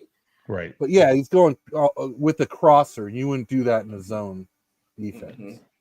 It's still Right. Edwards gave the guy too much space. Yeah. Mhm. I mean, he just gave him too much space. And even when he saw the guy in the flat, he still decided to try to Go go inside. back towards the middle. Yep. I mean, because Love is looking at there over there towards the running back now anyway. Right Well, here it's is looking towards They're the middle. both doing it though. He's looking towards the Edmonds middle and right Edwards. here. He I Yeah. think moved they're him with his being eyes. coached this way. He Well, moved he him does with a his good job of eyes. that. Love does a good job of moving him with his eyes. That's Yeah. what he did. Maybe right there. that's it. From that angle Be- right there, you can see it. From You this know, angle, you can see it. As soon as Yep. his eyes turn, TJ hops back. You see? Yeah. TJ hops back, thinking Same that with something was Edmonds. coming there, and then he moved They him with both his jumped eyes. to the middle for that crossing route. Yep. Kudos What to down Love on was that. that? Oh, they don't have the marker. Anyway, whatever. That sucked. Just those are just the plays. But just we'll see a couple more here. It's just man. I was sitting there on my couch when they were about to kick that field goal. I was actually sitting on my coffee table in front of the couch with my head in my hands, like we're not gonna. We're not gonna make this. And I didn't envision him missing. I just didn't envision him making. I couldn't see it. That was a flag. They should have threw a flag on that kickoff. I mean that kick. I think so too. I think it should have been a flag. They Yeah. blew our long snapper up, man. Yeah, they did. What they should have tried to do is use that play that who was it the Rams used against us, where the entire offensive line got set and then the center lifted his whole head and then drew us off sides. They should have tried to do something like that. Hey, John, you're all good, man. Type away. You type away as much as you want in the chat, man. John, Appreciate please. you here. Thank you for joining us. We'll have to PJ, make sure you pull up his chats. Well, let's Let get it rip. what John's saying here, man. Man, I've been pulling up his chats, bro. Yeah. All right. Let it rip, John. Just Yeah. calm down over there, Everybody Shorty. Just proves calm the down, rant, Shorty. Bro. That's why we're here. Lucas Patrick was a top guard in the first 7 weeks until he got hurt. He's saying, Man. Patrick always gets hurt. That's the problem. He was pretty good at Green Bay. Chad Speaker saying, I'm worried about watching this film about Aaron Jones. Man, no shit. Look who overran that play. Even, I mean, look who still overruns this play. Oh, I don't know why he's backing up instead of just coming downhill. I don't know why the safety backs up. Come downhill and hit the legs. Too Hit Hick. the hip. Yeah. But watch this. Watch Edmonds, man. Still whiff on it. Oh, Ole. oh my goodness. Ole. Like, he had a chance to just lay him out. Blindside and lay him out. Like, Right. what are we doing here? I don't know. Thanks for joining us there, DJ Turnup 88. What's up, DJ? What's up, TJ? Thanks for joining us. Who do you think is going to be the head coach? We kind of touched on that. I threw out Belichick just for fun. That got shut down. Yeah, he was good. Not sure about I'm not even sure Ben Johnson would want to come here after this shit show. I'm not sure if I would want it. I'm not sure if I would either. Is he Can he command a room? Is he a head coach, or is he just a great offensive coordinator on a team that was the perfect situation? Can you rewind that, man? I gotta see who just missed that. I'm gonna look for my boy Edmund, see where he's at. I think he played his right gap. I think this is Byard Okay. just coming a little late, and Byard was late. Gordon, or that Gordon. I mean, he's going against a tight end and trying to make a play to get in there. Or no, who is that? Is that Dexter No. getting manhandled in there? Oh, right in the center He there. got doubled right there. Yeah, he got doubled.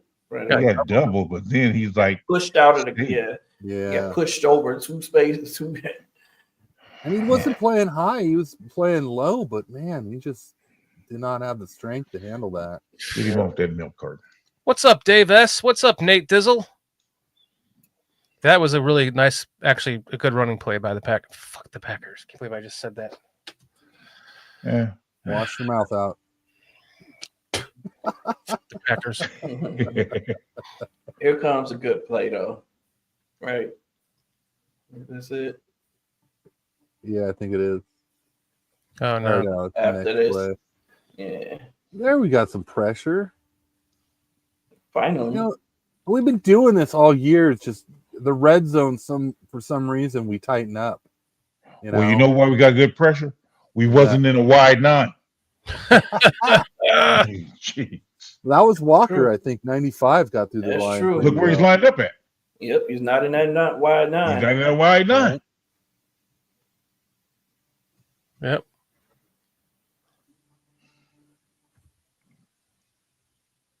Well, Eberflus seems to love the wide 9. And he wasn't playing that last year, though. He likes them loose. No, it seems like a Washington thing, Eric Washington thing. And you saw the shift in the type of edge rushers, with Booker and Taylor coming here, Mm-hmm. Speed guys.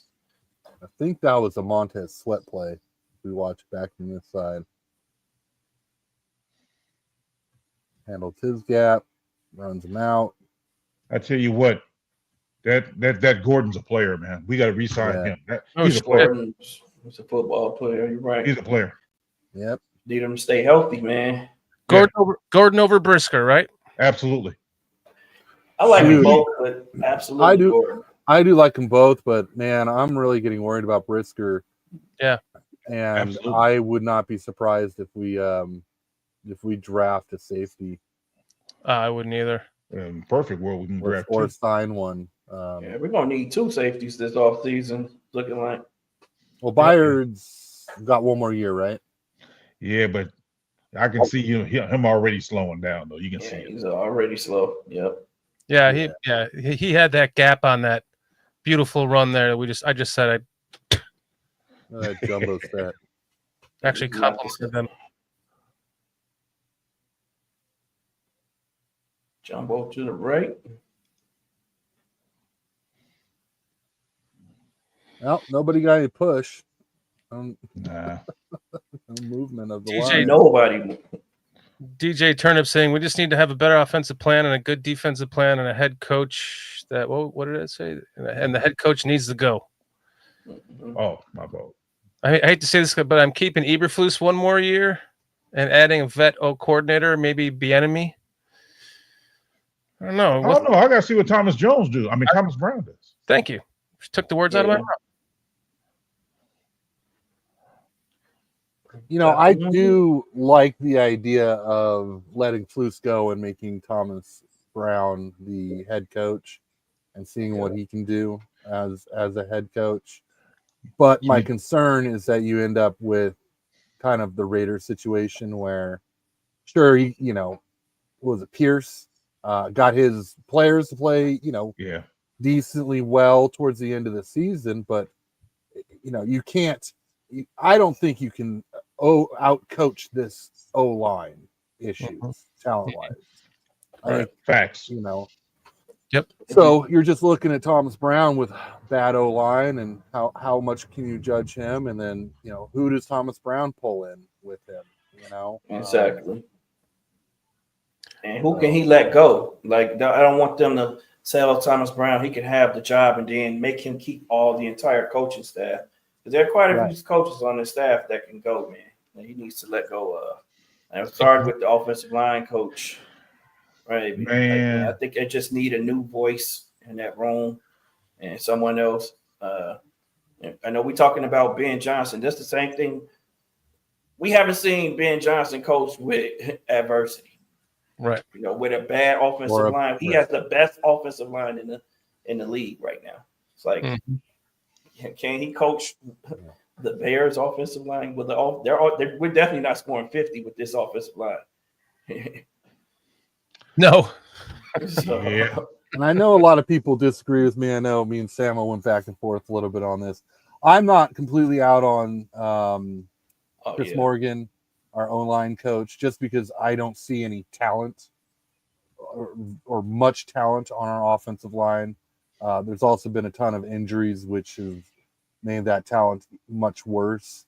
So I got to wait and see. If you go and look at, we can get to Dave Toub in a second, but you go and look at, who Chris Morgan has been coaching with, and it's a whole bunch of really, really successful coaches. And had we not retained Chris Morgan, he was the offensive line coach with Dan Quinn in Atlanta. He would have gone to Washington with Dan Quinn this year. So, and I don't think they would have had less success, and he would probably be talked up as a good offensive line coach, in my opinion. But I completely forgot about that answer, and that is my Greg Gabriel was talking about that. They were talking about that yesterday morning on the Barb Network with Greg Gabriel, and I saw the chat blowing up about Dave Toub. Hector, I wish I could super chat you your $5 back for that answer, because that is the answer. I think Dave Toub would be a great head coach. I mean, great head coach. But I'm a Bears fan, so I'm probably wrong. are you worried they might bring Nagy in as offensive coordinator? I don't give a shit who. No, I kid. I honestly I would trust whoever he brought in. I know that much. Yeah, I like Dave Toub, but I mean, I've liked him for so many years that it kind of feels like he would have gotten his chance by now, and maybe he's content being where he's at, winning multiple Super Bowls, coaching special teams. He might just be happy where he is.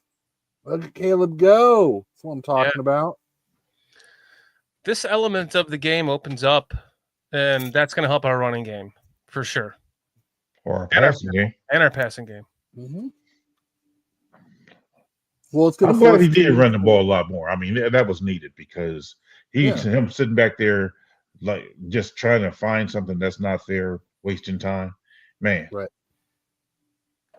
Yeah, he has to present that threat, man. He has to make teams think about that.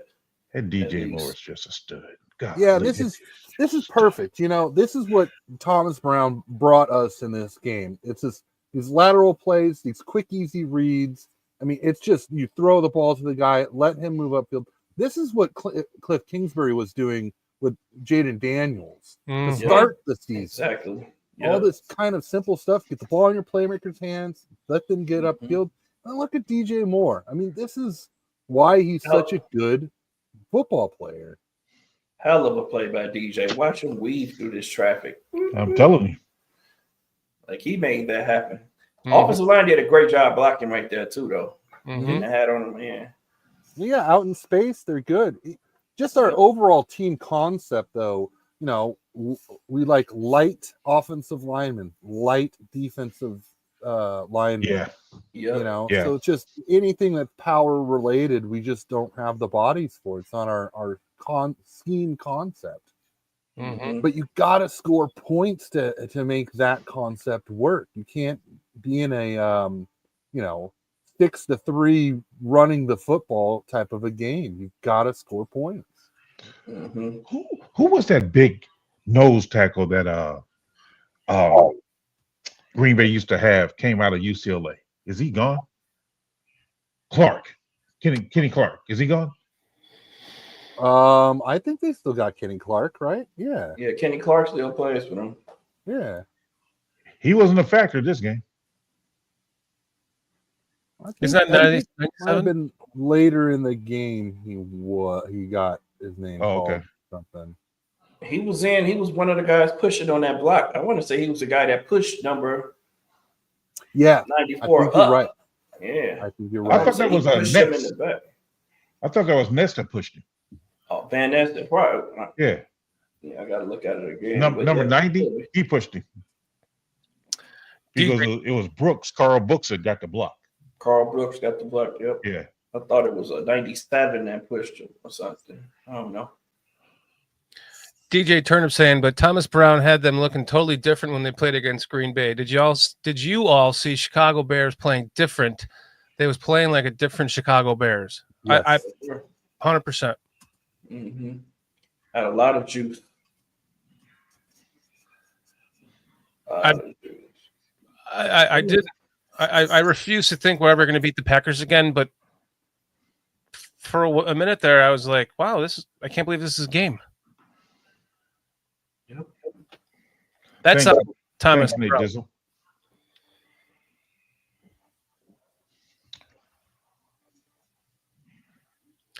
Yeah, this is. I'm not going to say hope, but I remember thinking, "Wow, this is actually a game." Please don't ban me. Is it that bad that I'm watching this as a Packers fan? No, man. We appreciate you hanging out with us. You haven't been a typical Packer fan, so thank you. We appreciate that. Yeah. No. We try to be respectful here to both sides, so we appreciate you being respectful. As long as you're respectful, man, we good with you, bro. Nate Dizzle. We thought that was Nate Davis. See, I did too. I did. Like, oh. Maybe that's the issue is Nate Davis Man. is a Packer fan the whole time. Man. Right. So he told him, I can't play this week either. They're like, you know what? You get out of here. Look at this blocking, you guys. Look at that. This was great blocking. This was a great run. You know, just boom, good block right there. Yeah. Good seal He on the actually read his end. block, too. Edge. Komet. I Cole thought Kmet. Komet did really well on that. Yeah, nice So when we seal. talk back about up, the run game coordinator here, you know, all this kind of stuff, this movement, you're out in space and all this stuff. I mean, I think we have the bodies to do this kind of stuff, right? Even the But- fullback. And then in the run game, you know, you can kind of hide your weaknesses more so. In the pass game, I mean, what do you really do other than just add more blockers or add more chip blockers, right? You know, there's not a whole lot you can do. There's only so many times you can tell someone, like, you know, stay home to make sure someone else isn't coming to your gap. Don't overreact to, you know, to this guy coming in or that guy going out or whatever. All I have to say really quick too. Beautiful ball, beautiful play. Great, bro. Yeah. DJ Turnup 88 says, just don't hire another dude named Matt. And all I have to say to that is, I'm not even going to get into that. I have zero thought. Let's see this play again from the other angle because this is a really well designed play. Motion to the play action, and what does that do to the linebackers? Go back a little bit. Watch all these linebackers suck right up to that handoff. Right, look at them all come up. Right, boom. Absolutely. Yeah. And as soon as he hits that back foot, he takes one hitch and go. Boom. Give him a little eye candy, man. Give him a little eye candy with the motion. And we've been running all these sweeps and all of this stuff and tossing it to running backs. Yeah. And this is the wide receivers. The accuracy that we saw from Caleb Williams, I mean, in college, really. This isn't a short pass either. This is a deep pass. And granted, it's to the sideline, so the guy, it's not a go route, and it's to a tight end. But man, to pinpoint that ball. 25-yard pass. Yep. This is like my favorite play in Madden. Don't ever play me, you'll know this. And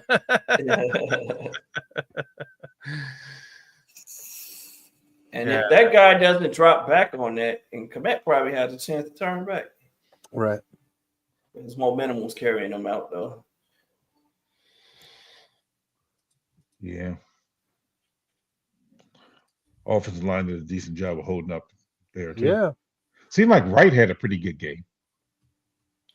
Was that Darnell? Oh, yeah. We didn't hear his name at all. I didn't hear his name. I didn't notice him, so he must have had a good game. Right. Look at that. I thought Jake Karan, when he came in, he was playing well. Yeah. Agreed. We Wasn't didn't hear his name at all. Wasn't At the all. guy, So wasn't the guy that we just signed off the street playing too? Yep. Jay Caron. No. the other guy. No. Stromberg? Stromberg. Yeah. No, he's still Stromberg. practice squad. Yeah, Practice he's on the squad practice guy. squad. Yeah. Come on, Shorty. Come on. I thought I saw his face on the field. I don't remember. I thought I saw his body and his face, but I didn't know. I didn't see the number. He could end up being a good pickup. You sound man. like a jilted lover. I thought I saw his body and his face on the field.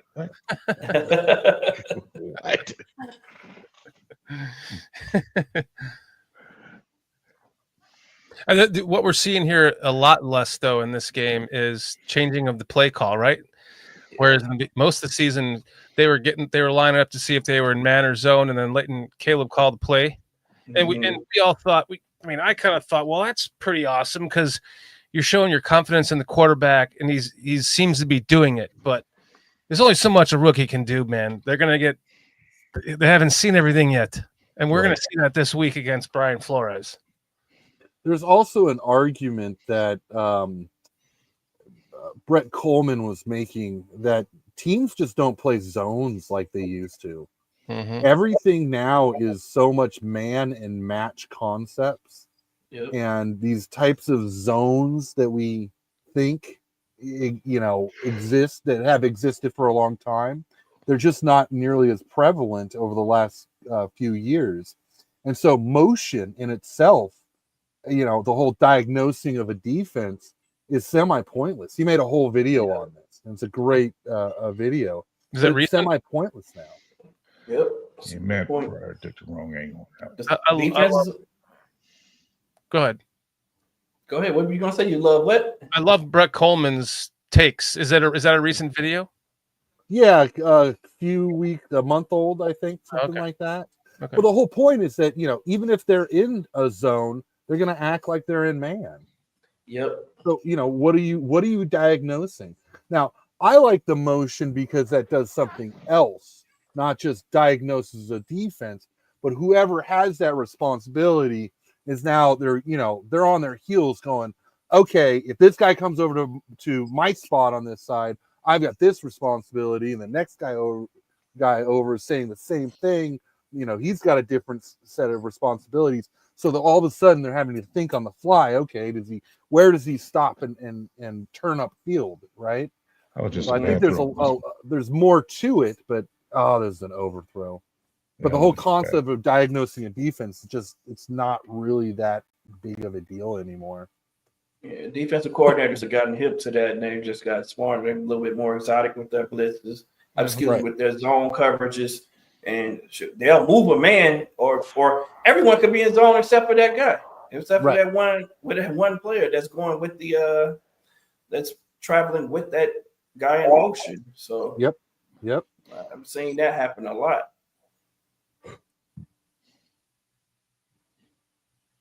One, two, three, throw the ball. Yeah. Man, novel concept. Yep. Throw. Yeah, the good block by Karan. Mm-hmm. Solid protection by the offensive line overall right there. Sometimes it takes just throwing that guy in there, and you're like, wow, this guy's actually. Remember Bill Murray?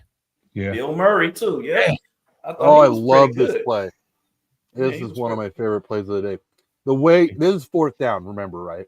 Yep. So Caleb wanted to go for this, and he held the center of the field for so long. Yeah. And Roshan's even waving at Caleb, and Caleb, isn't even looking at him, but he knows he's there. And he patient, and then right at the right time gets that ball out. Yeah, he froze the number 7. I don't know how he froze him, but he froze him. 7 goes up to block the pass, which was a dumb move on his part. He stopped should his have feet. just kept running at him and could have blew him more up in the face, right? Nah, know what? I'm sorry. He was looking at Cole Kmet. I think he would have hit Cole Kmet if 7 didn't put his hands up. Kmet was breaking free up the top of the screen. Watch Kmet coming out of his break. He's looking back and he has Kmet turns the guy around. Yep. Kmet could have hit Kmet in stride coming across. Well, it's Keenan Allen with the deep over. Yeah, I thought he was looking at Keenan the whole time. Well, I think what he's doing is on this route here, you're really seeing that everything's right down the center of the field, right? Yeah. Crosser from Keenan. I'm not sure who is up in the very, very center, not getting open. DJ Moore was doubled, It looks but like I think at this point, I don't think you can throw Keenan because you've got this, I think, a safety that's coming across. So he doesn't know where is that safety actually going. He's coming down to double DJ. So by the time that he goes, I don't know if Keenan's there. He's got a guy in his face, but he just instinctually knew where Roshan was without, staring that down. And that's a hell of a pass. I think we'll see a better answer. 7 was getting in his face. So right there, he's like, he knew he didn't have Keenan. But that's what I'm saying. The 7 stopped, though. Yeah. If he show the other angle, you'll see he was right there. He could have made the tackle. He slowed down.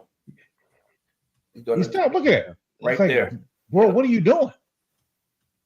Boom. He had him right there. He didn't have 7 in his face right there. I think he throws it to Keenan, actually, because it seems like where he was looking.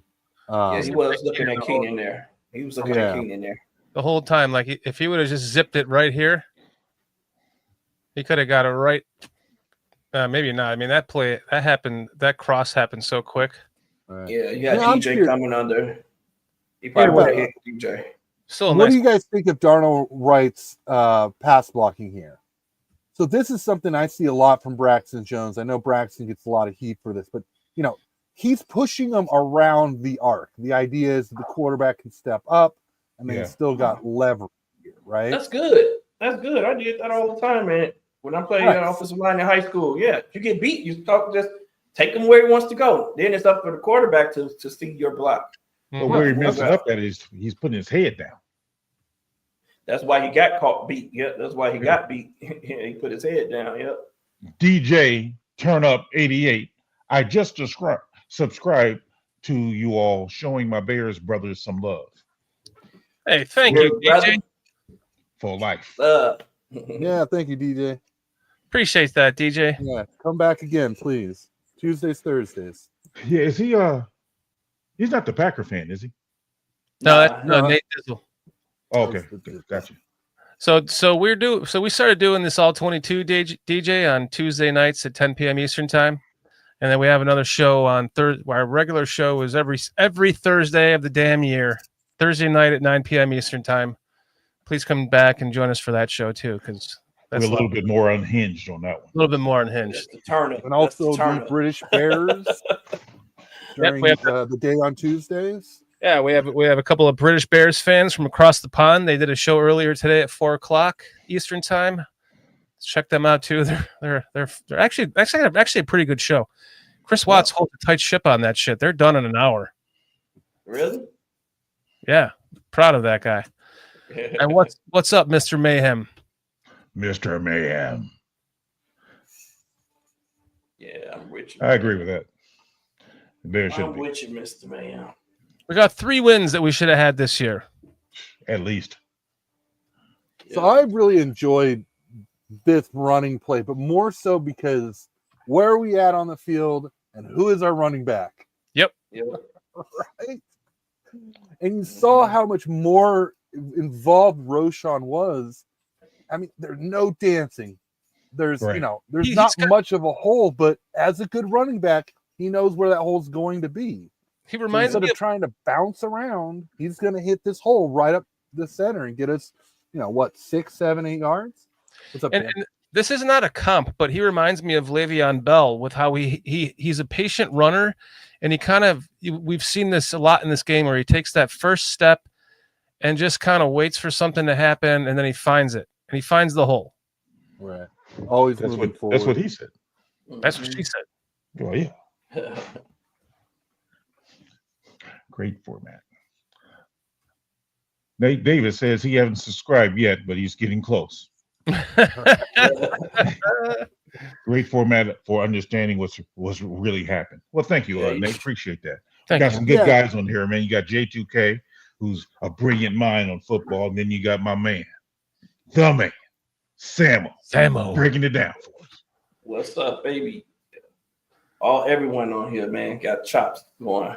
Absolutely, I agree. I think If all you of like us- learning about football, watching football, ALL-22 with some people like us just chatting about it. It's a lot of fun. I learned a lot from these guys. Yeah. Yeah. So 'Cause we're not we learn experts. from each other. That's the beauty about doing this. We all learn things from each other. Chad says, I'm so glad I found you guys last week. This channel is really good. Man, thank you, Chad. You really don't know how good how good that feels to hear that. So thank you very much. We fun first on this channel and Bears second. Absolutely. Hey, tell them to hit that Hit the like that button. notification bell too. Shorty, Yeah. don't you got something coming up on Saturday? Oh no, Is that still happening? Is that man, still I'm happening? on call this weekend, man. I can't have Greg Gabriel man. on this weekend. You keep blowing it with him.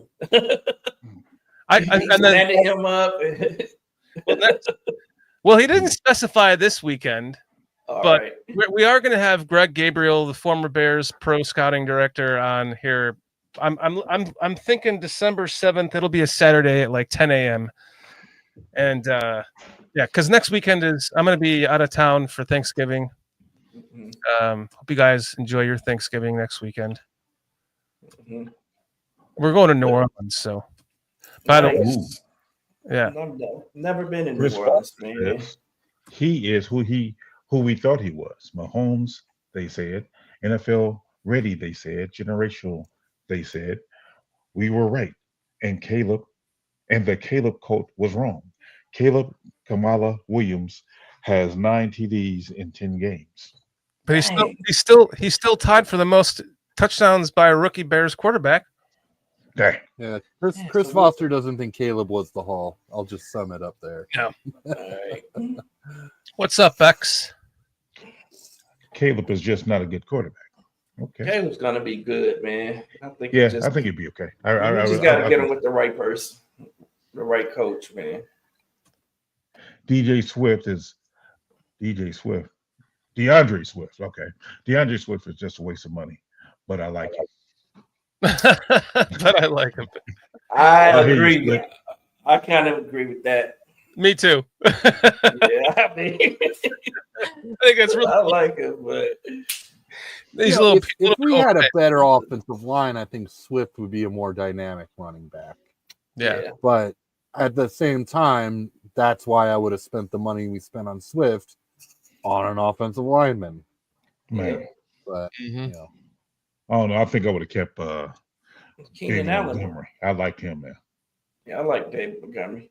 But the Keenan Allen money, I keep saying that Keenan Allen was 2 offensive linemen. You got a 4th round pick, that's an offensive lineman, and $20 million, that's an offensive lineman.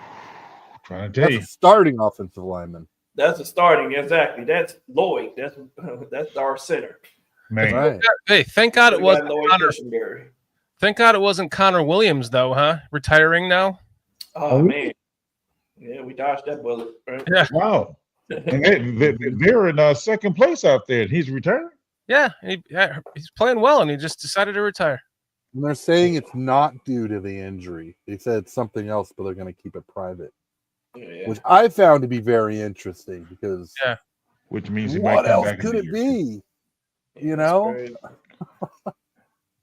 Did you guys hear about what Ryan Bates went through to come back? No. He had to go to Panama City to have some stem some stem cell. Oh surgery. wow! He went and got He a went that procedure. experimental. Yeah, he had He that couldn't get in experimental America procedure. with stem cells. Yeah, What was wrong he with said it? shoulder, something with his shoulder. Jeez. So yeah, he went there. He said he felt better in 72 hours though. Immediately, it felt better. You know, I know stem cells is a very controversial topic, so I won't get into that side of it. But they have shown to be incredibly powerful for the human body. Mhm. Yep. I had a friend that did it, and it changed her life. Did you see what Nate Davis says? I heard some bad things about Swift from Bears fans. But the Packers safety's underwear is still laying on the grass, and so Right. Right. Oh, good stuff, Nate. That was a good one, Nate. Yeah, he got McKinnon good. See, that's a respectful Packers fan right there who can acknowledge a good play. Like, man, you get some guys that just they make you want to beat your head off a brick wall just to stop listening to them. Dumber. Yeah, just never take a fucking compliment. You know, like I Right. feel you, Slick. Montgomery does make the linemen look better. yeah. Oh, miss I hated this play. It's just, what was the coverage on this? I mean, I can see they ran him off because you've got what, like kind of a scissors route concept here, post corner. Sucked in on that play action fake. What was that, Sanborn out there Somebody on again? this other side. Sam, yeah, but I don't know if Why? Sanborn has that deep of responsibilities. No, he doesn't have deep responsibility. It should have been this guy looked like cover 3. It should have been cover 3. He should have been dropping in the zone. He got caught peeking. This is So Elijah shit. Now Hicks. he matched with this guy. Yeah, this is Elijah Hicks. Yep, Elijah Hicks matches. No, that's no, it's That's not. That's Corner, is that number Jalen? one. Jalen Johnson. That's No, Jalen. I know, but if Elijah Hicks had his man better to begin with, Mhm. Johnson wouldn't have had to have this play was designed for Johnson to have that part of the zone. Right. Yep, Jalen- Johnson should have been Hicks- on the edge. Yep. Yeah, if Hicks would have been in his spot, in his gap, his correct spot on the Oh, field. you can see Hicks makes a false step because of this crossing route over the middle. Yep. He's Step he's forward. defending that, Yep. and Jalen just stays with the wrong guy for too long, thinking that maybe Hicks doesn't really have his guy. Jalen Love tried is to play two staring it guys. right down the whole time, so I'm not sure what Hicks bid on. Why did Hicks make that weird jump? Because there's a guy coming across this right there in the middle. Yeah, tight yeah. end. He's But it just doesn't look like. undisciplined. When does Love turn his helmet? Look at Love turn his helmet. Now he's not even looking at that crosser. He's Yeah. still right here. He could be looking to the middle. Boom, boom. No, he's not. Regardless, I tell you what, man, play Love your does a zone. good job of manipulating people with his eyes and head and whatnot. He does a good job of that. Mm-hmm. Yeah. I don't know what the oh. Jacobs Go, making go, it go, look go easy. slow motion on this one, man, because this defense, OMG. Pause. Where's my where's my guy 22? Edmonds at? Where's Edmonds at? That's all I want to know. Look at Or 22. no, it's 91 is getting Shoot the blown gap, up. 22. And Shoot the 22 gap, took the 22. wrong angle. 22 gap, misses 22. the gap.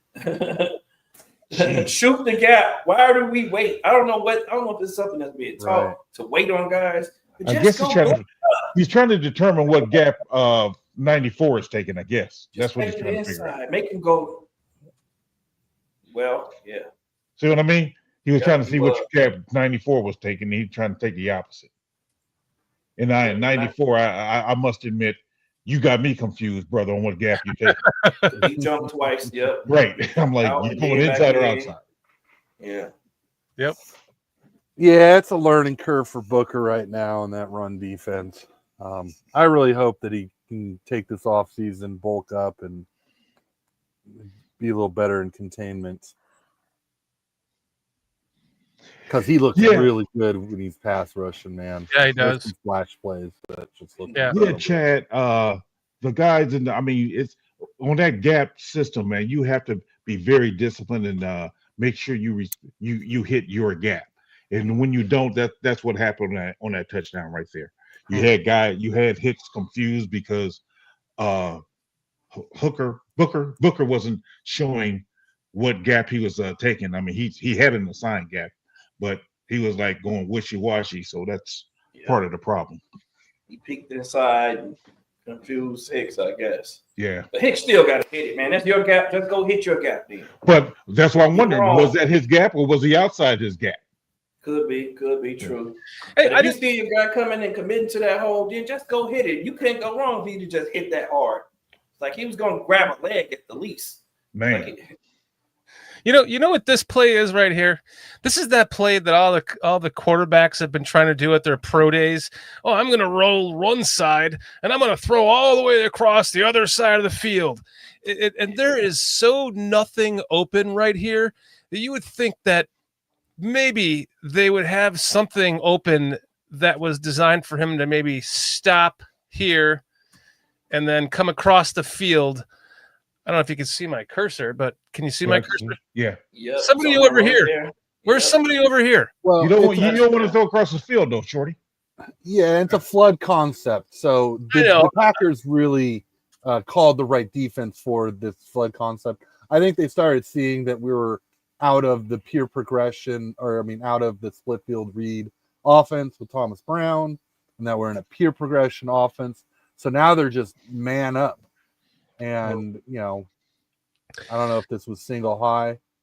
I wanted to say to DJ Turnup, he's saying, before I get out of here, did you know that Robbie Gold used to be a construction worker? He used to kick rocks when you have – you keep taking that away before I'm done reading it. He used to kick rocks when you have nothing else to do. He was doing construction. Yeah. He I was trying to put it on the screen for you, Shorty. Oh, I was reading the previous one. You took it off too soon. Oh, that one. Okay, my bad, man. I just seen Robbie Gold was the best kicker we had. He used to kick rocks doing construction before he came to the NFL. That's how he got to kick the football so far. Wow. I did not know about the rocks. kick rocks. Before you do go, DJ, I just want to show you that I used to work for the Bears in 94, 95, 96. And I was in the press box for every game. I was at Platteville for training camp. I ate my meals with them. I was on the field with them. So I saw you earlier saying what a Bears fan you are, and I'm right there with you, man. It's just ingrained. And when the women when the women had to choose between a man and a bear, they chose Shorty. Oh, that's funny, Shorty. Is that 95. a symbol for Illuminati on that press badge? What is that? Like an eye? Right, little pyramid, the eye, right? Oh, the bear symbol. The third eye there. That's the third. That's totally true. That year, Shorty, you were there. I was there. I was in the stadium at the same time. If he was a little bit faster, he could have got that edge. Wait, you were at training camp this year? No, you said you were working on the field in '95. Oh, yeah. So Yeah. my high school, someone from my high school worked Bear security, and what they did was they got all the football players to work as ushers and to work the gates and for football equipment. So every Sunday for the entire season, for the first like 3 seasons, all the way to up '98. Yep, I was at the Bears games, man. Every home game? At every home game, yep. So you were there with Sammo, me, I didn't know dude. that. Yeah, that's what I said. We were there at the same time. It was crazy, right? Dude, I cannot believe to this day. I cannot believe I'm in Tampa Bay yep. watching the Bears play the Buccaneers, and I'm with Cliff Victoria from chat, one of our longtime chat friends. And I stand up and I'm recording a touchdown, and I turn around and you are 2 fucking rows behind me. We're high five. Everyone's high five, and we're like, yeah. Look at each other like, wait a minute, wait. It was like that Spider-Man meme. We were looking like, oh. Wait, Sammo? Wait, Shorty? Like, oh. Oh man, that was incredible. I don't even know how that happens. They want you to replay that again. It's like sophistication. This one? I'm assuming. RPO. I love the RPOs we did in this game. It's such a Caleb style Yeah. play, you know. He was Look at our reading wide great. receivers actually holding a block well. He does a good job of setting up the block too. Keenan Allen, as usual, didn't do that great, but Well, he does better than what's his name, Tyler Scott. all right. Man, And Tyler Scott's on a D end, but that's a different story. He had another play like this too, where he totally faked him out with the RPO. Everyone thought they were going to Roshan, Yep. and they got the first down. Mm-hmm. He was reading great this entire game. I thought the offense left some plays out there, though. I will say that. Yeah. But you know that we always talk about execution after every game. I saw it this game. Yeah. I saw a few plays this game. I was like, man, like there was one screen pass to DJ that was about to turn into such a big play, man. And that was, I don't know if there was a penalty or something that happened, or if someone just missed the block. But that happened quite a few times this game. So I'm expecting them to get better and better and better, because like they still left a few plays on the field. That was illegal blocking downfield because the lineman started to move before he caught the ball. Yep. Rome looking like DJ on this play. Look at it, trying to do spin move and everything. Yeah. You know what? One thing I had, me as a defensive guy, what I've noticed, all these plays are like 20 yards or less, and teams was, I mean, if we're not stretching the field, they're gonna start closing that down on us. That deep safety won't be so deep anymore. So we're gonna have to start airing it out a little bit. Look at this Roshan run. Oh man, I love me some Roshan. I know he's not a home run threat, but man, he needs 5, 6, 7 yards. Look at this. Me too. Why did he choose to cut it out right there? Why, if he'd have kept going forward? No, because look at the block. Leverage. Yeah, look at the block on Keenan. I see now. Oh, I see with Keenan. Yeah, now I see Keenan. Probably was a hold, but keep quiet on that.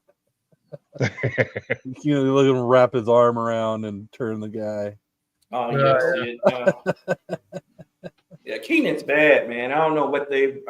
That was a waste of $20 million. To be honest, he dropped talk about the drop offs on some of the guys that we've picked up. Like, I mean, look at Lucas Patrick. You look at Ryan Bates. I mean, the injuries. You look at, Keenan Allen being slow, and I'm not sure who else we had. I mean, Nate Davis. Coleman Shelton, get off your knees, sir.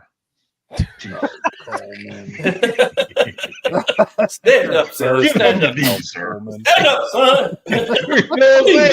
Come on, get off your knees, man. He's like, wait, I thought this was the play that we all died on. God damn it. Coach me watching this, I'm about to, God damn it. But to Chad Spieger's point, like look at why we need more Roshan runs. I mean, look at I love the way he's able to bounce out and make something happen. Look, he made something happen out of nothing. Yeah, right. That jump cut. It's not a dancing move. That is so like Thomas Jones era. Yeah. That's a really good comp too. I use Le'Veon Bell, although he's not in the same category. But I loved how Le'Veon Bell, he had the vision to wait for it to develop. Yeah. So what do you guys think? This too risky of a throw? You think he's dotting the I, or what do you think? I'm just saying, look at DJ Moore. Is that not a possible throw right there that should have been made? Yep. I'd have to look at it from the other angle. DJ's at top. DJ's going out. Running some kind of a sail route, or no? We went back too far. He went back too far. If he would have drifted to the outside, Is this the same way? I would have threw it towards the goalpost post route. Yeah. I mean, because we have not thrown a deep pass in I don't know how many games. I know Roshan's open right there. I know that. Well, just drop it off. I kind of like that because look at is that Keenan Allen? He slips on the play. right when he makes his break, which might have been illegal contact, or maybe he didn't. Maybe he just got bumped at the line. But I thought that ball was there. It's a risky pass, but number 7's got his back turned. So Caleb's. I mean, at some point, these are the types of plays that are going to be made. Look at that ball placement. Yeah. I mean, that's that's just a window. And if it wasn't for Keenan being slow and the defender, I mean, that's a linebacker. That's number 7, a linebacker covering Keenan, I believe, isn't it? Exactly. Yeah, that's the linebacker. That's the problem. Keenan didn't beat the linebacker. I think that's what he liked the matchup, but Keenan doesn't get any separation there. Right. That's what was the problem. That's why it was risky to me. Yeah, I thought so. I thought if you would have led DJ, you would have had it. Yeah, look at DJ from this position. I think that the safety was over top, and it wasn't until Caleb let that ball go to the safety come off of him. Yeah. Yeah. But the only other option was Roshan was getting you 20 yards right there. Wide open. I think I'm going to step up my game here, and it's like $1 a month to get where you can circle the players and stuff on the screen. I didn't even know that. Well, I don't know, Shorty, man. I mean, at $1, you might have to take that out of my pay, bro. we got $1 right? Sound like my wife, man. You're right. I can't afford you. Can't afford you as it is, PJ. Borrowing from Betty to pay Paul or whatever. However it goes. Slick, I think is this too much dancing by Swift? They're all bunched in.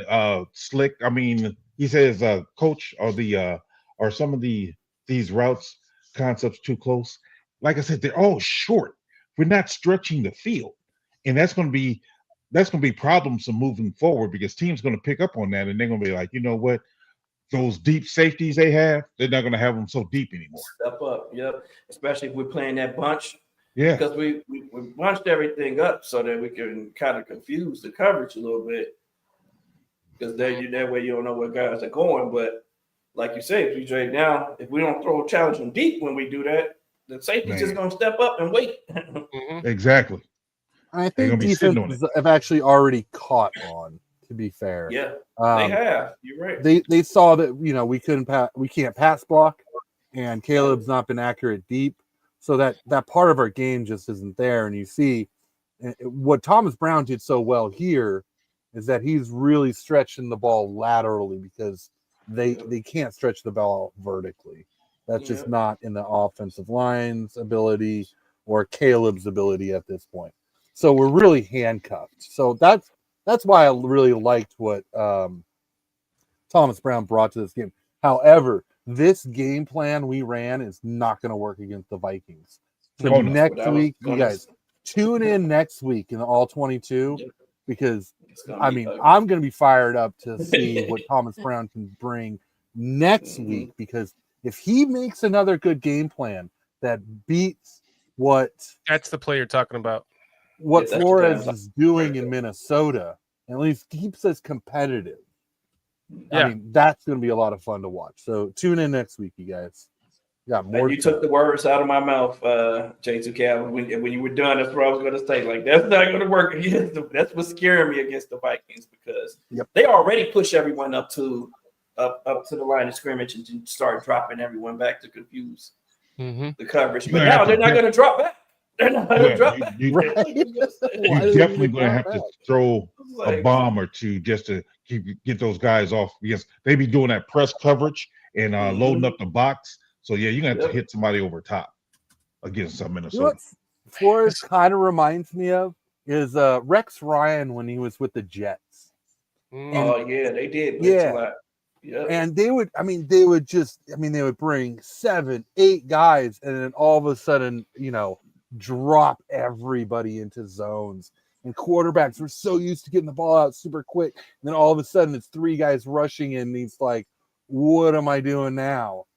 Just that constant confusion. This is a touchdown, man. That's a touchdown. This is. I was waiting for you guys because this is a touchdown. If this ball is caught, boom! Look at the blocking that's about to be set up. Oh, right. Yeah. DJ's nice too, man. I mean, he's good with that.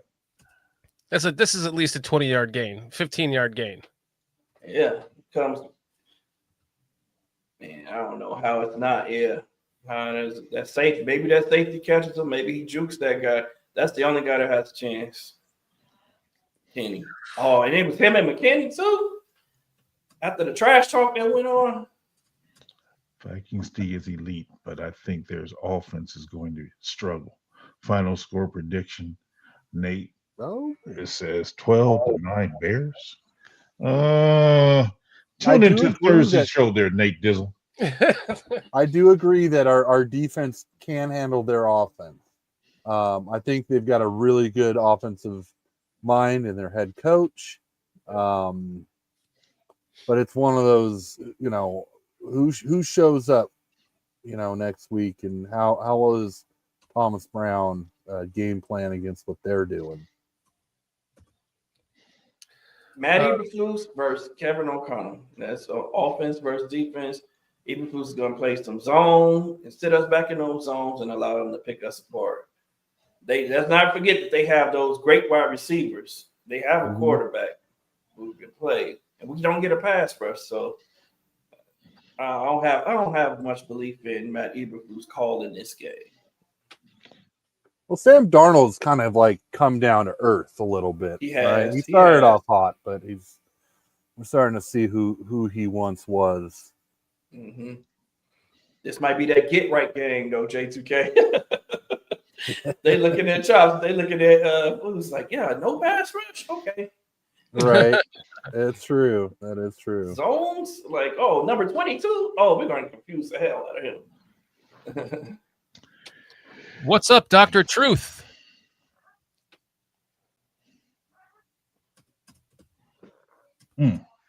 Yeah, I don't know. I'm thinking we may be able to beat the. This is a home game, right? So yeah. Man, it's wrong. And what? This was on us? Yep, that was wrong. He took off. He's going to take off. Oh, or I thought you go. Shelton's moving already. He's moving because the guy jumped into the neutral zone, right? Yeah. Oh, maybe this is that play there. Yeah, we did get them one time, so maybe this is that play. Yeah, this is the neutral zone infraction. Okay. All right, but they stopped the play. Yeah, they didn't give us the free play. We should have got a free play out of that, man. Well, boy was ready to kill Caleb though. If you wouldn't have let it go. Let me see. Oh, he jumped all the way through. We know. Yeah, no one else. Yeah, because he just snapped the ball. You're right. All the rest of the offensive line held.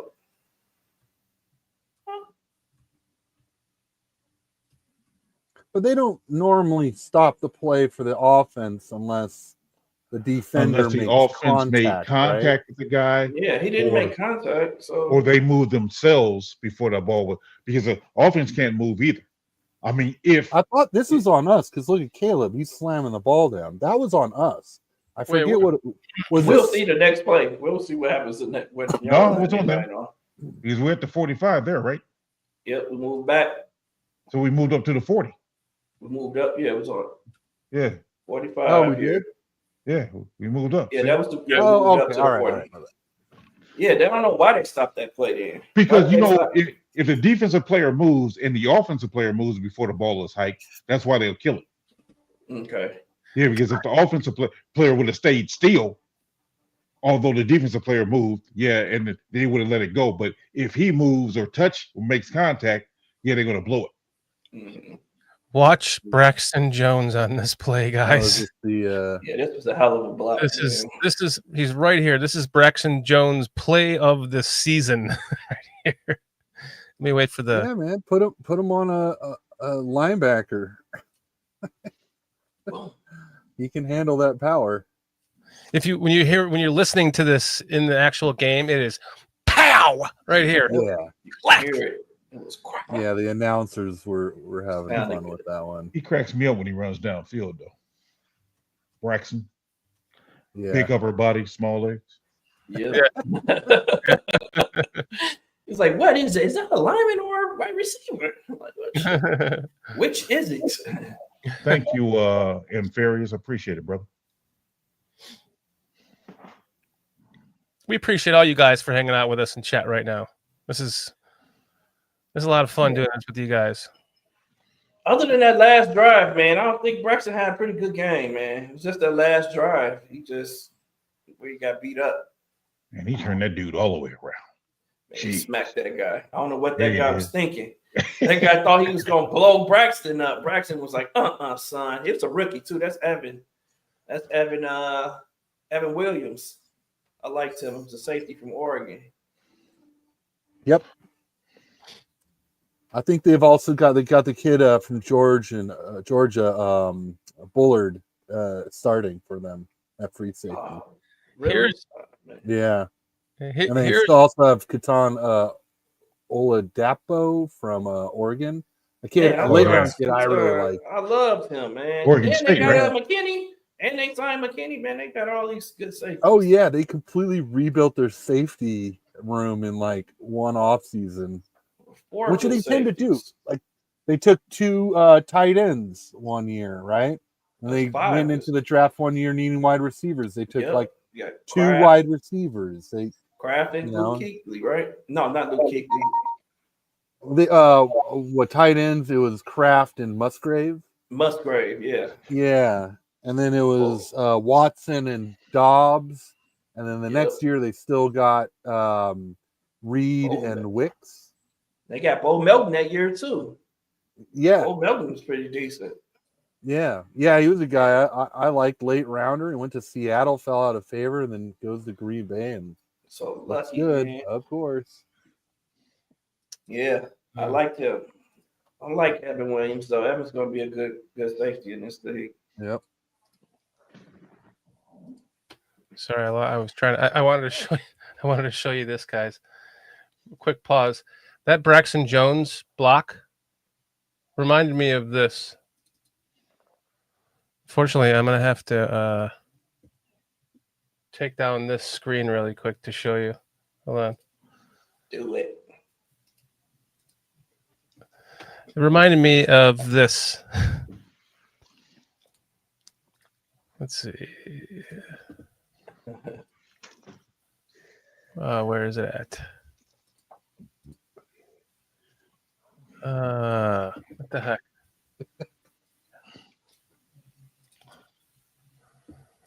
I thought you was giving me a spotlight or something. Yeah, PJ looking good over there. I see PJ over there doing all this. You know what I'm saying? Like, PJ, what's going on? So here we go. Hold on. Here we go. That Braxton Jones block reminded me of this, guys. Sorry, Nate Dizzle. Sorry, Nate. Yeah, this is I'm not playing fair right here. This was terrible. Oh no. They said that the Bears Did he get knocked punked? him down, but I think he just failed, man.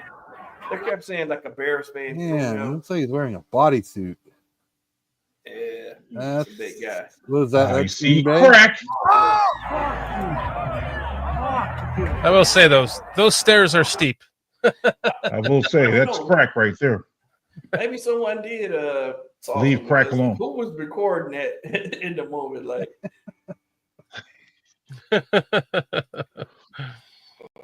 right, let's get back to this. perfect timing. Damn it! Why does this keep doing this to me? So this is the 2-point conversion we attempted. Yeah, so I wanted to say if we would have just gone for the extra point here, the game would have been tied at the end. Think about that. Well, but this was we wanted to we wanted to make this a 3-point lead. A 4-point lead, right? It would have been. I thought it was. It would have been. We would have been 3. We'd have been up. It would have been a 3-point game at this point. Right. We were only up 1. Oh, so you're right. Trying to make it 3 so that a field goal didn't beat us. Right.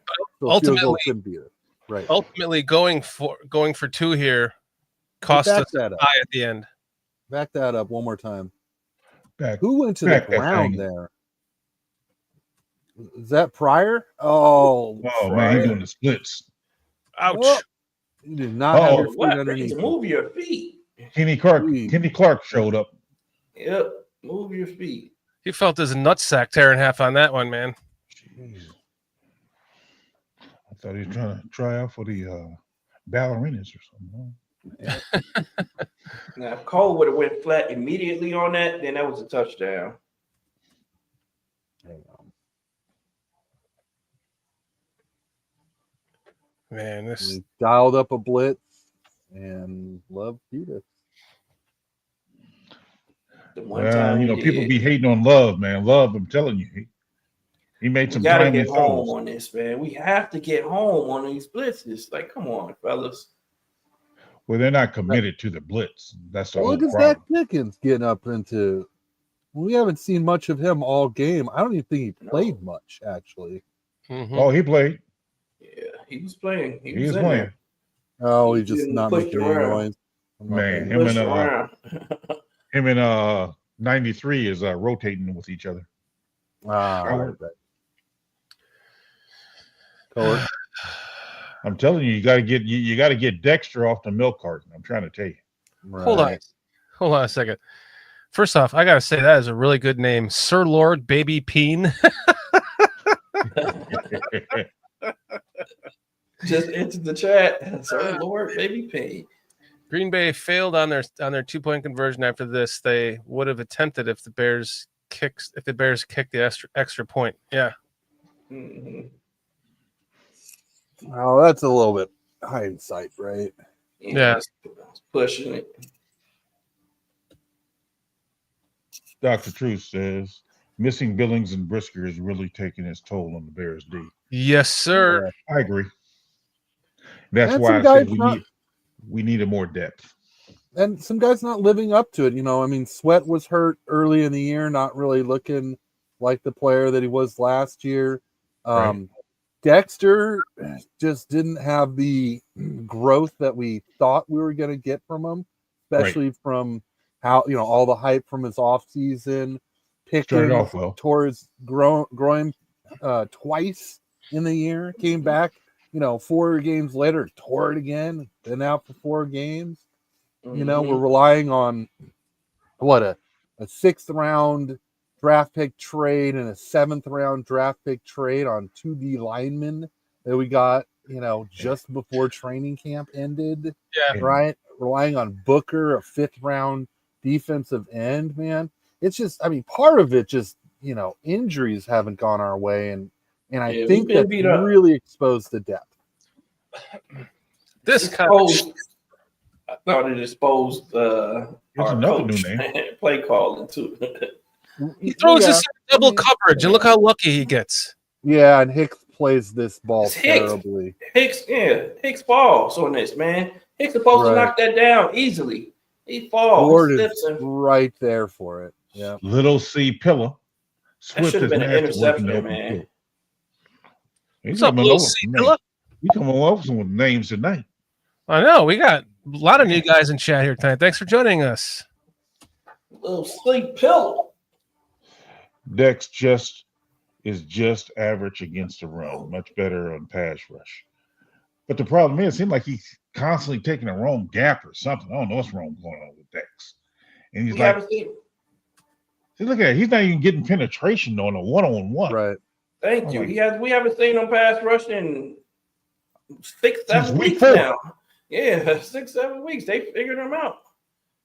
Yeah, there's no Shorty, we talked about this line. Before the season started. Like, I didn't think that he was going to have during a good year. preseason, I think me and Sam, I talked with you, Sam, about it, but like, you know, there's no explosion off the line. He's not using his hands to disengage. In fact, he seems like he's just getting stood up and he's watching his gap. Like, I have my gap, everybody. I'm going to go lateral with the offensive line going lateral. I have my gap, everybody. And then he gets duo blocked with that same concept in his head, and he just gets run over. Having that same vision. I mean, seems like he's doing what he's doing up at Florida, playing the 2-gap system. Thank you, PJ. That's exactly what he's doing. Just standing there and trying to 2-gap. Just push a guy back, man. You're powerful. You got long arms. blessed with all that size and all that talent, man. Gotta use it. When you think about what this defense needs, it needs Dexter to be quick off the ball. Well, he's trying to read and react as opposed to just acting. Right. Yep. And here's why we got is that Montez Sweat doing that, pushing that out? Yep. I think that's Go back. Go back. He's a right defensive end on 89, pushes him back, flips around. The Montez Sweat is blowing up the gap, right? Yep. And he's forcing the running back out. So yeah, so Montez had a really good run defensive game in this game. Mm-hmm. Mm-hmm. He blew the tight end up. That's what we need Dexter to do, man. That's what we're talking about. Just blow your guy up. If you don't just stand there and hold on to him, blow him up, knock him back, and move Jordan Love. It seems like we've been saying that, about Tremaine Edmonds. Like, don't just wait for the block to come to you. Go and initiate the block. Go and initiate the gap. Mm-hmm. It seems like it's kind of coaching is asking people to kind of maintain where they are. And you're just giving their offense just an extra few yards every play. Mm-hmm. I wouldn't be surprised because that's what we do. Those yards don't matter. It seems like Cole's ground right here. What is Sanborn waiting on? Close. Come down. Come down. Like if he's escaped the pocket, just come down on him. Trust the back behind. Trust everything behind you. Come down on him hard. Blow his ass up. Yeah. That's all he needs. One good hit. Yeah. Maybe he fumbles it, Like Slick says Dexter must have got lazy. Which off season he didn't look like he got lazy. He looked like he really stepped up. I do think that there's two components here. I did think, he did get injured like 5 games back, and I think he's playing on that. And then 2, I think it's a little bit of how they're coaching him to, because Eberflus said this, my 3 tech, I want you to stay in the B gap and move laterally. It's different than the Tommy Harris, like. Oh, so that makes sense then. That makes sense. He blew that play up, though. He did blow that last play up. God, this is a drive. I was like, man, if we can get a 98-yard drive out of this and just break their backs with 5 minutes to go. And Hector, I love this story that Colbert got a chance to come back to the team. Where has he been? Oh, on the streets, I believe. At home, older guy. Practice squad? Probably kicking rocks. No, he wasn't even on the practice squad. Wow. See, I thought that's why he hasn't been back because, Pole's making that big thing about him crying about cutting the guy. Why didn't you bring him back on the practice squad? Exactly. He's the older prospect. Oh, yeah, he's the kid that got in the bicycle accident, right? Right. Yeah. I think he's like 28, 29. Yeah. We brought back Reddy Stewart, too, who played well, last game? We had an interception one time. So, what's going on with Jonathan Owens, though, guys? Did he not play safety? I thought that he was a pretty decent safety. Hard hitter. I thought that's why we signed safety for a 2-year, $5 million contract. Did we just sign him to play special teams? Yeah, or Hicks took his job in the eyes of the coaches. We're out showing Simon Beal, what's her name? Or Simone Biles. Exactly. He's not even playing in the damn game. It's because she wore that Packers jacket that day. See, come on, man. Did you turn to whoever you were watching the game with and go, "Oh, finally she's wearing the Bears"?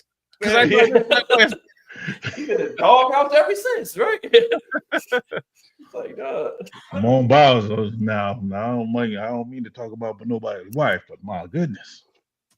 Yeah, he could have done a lot worse. That's all I gotta say. He could have done a lot worse. Mm-hmm. Yeah, he's doing good, man. I like him. Easy on the eyes. Oh man, this was a play. This the one, that's the one we were talking about. He puts a little bit more air under this ball. This is a touchdown. Right. But he got tripped up. He's falling Well, you see Yeah, how before that. Rome was kind of running like sideways as opposed to just running out. Mhm. See that? See how his body's turning? Yeah. I think what the DB got the arm inside and kind of held that shoulder from getting turned up field. A lot of fighting going on, but that's when you got to sell it. This is well, I think the DB tripped him. I think Isn't he this- Yeah, I lost think that feet got leverage. caught up right there. isn't Yeah, this feet pass got- interference though? No, it's incidental. Inadvertent tripping. Yeah. Not. They're But just he's- saying that. Right there, he's all over him right here. Yeah, if we had a closer shot, it'd be easier. But You can Yeah, use it's that like arm. you could zoom in or something.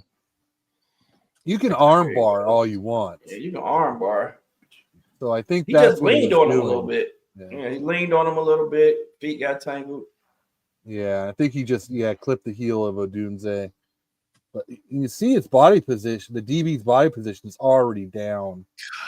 I could have sworn I heard somebody talk about a zoom in feature. I thought it was that. I was trying to do it with this. It's just fast forward, and it's my scroll. Wait, is that zooming in? Let's see. Let's see. No, it's not zooming in. It's just fast forwarding it. Chad, yes, she is. She's tiny too, man. She is really short. Whee! That'd be like Whee! making. She like flipping her. She like flipping her, PJ. Okay. Whee! See where you're laying, baby. Yeah, come on, baby.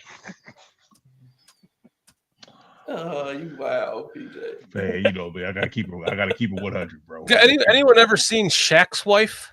Shaq's wife comes up man. to like his knee and is like, "How does he even have sex with her?" You married? Yeah, Destroying that lady. man. Shaq's got like a size 38 foot, and his foot's bigger than his wife is tall. To who? I don't know, I mean, there are not many women that are going to be tall than Shaq. So, but she's like 4 foot. every woman. 7.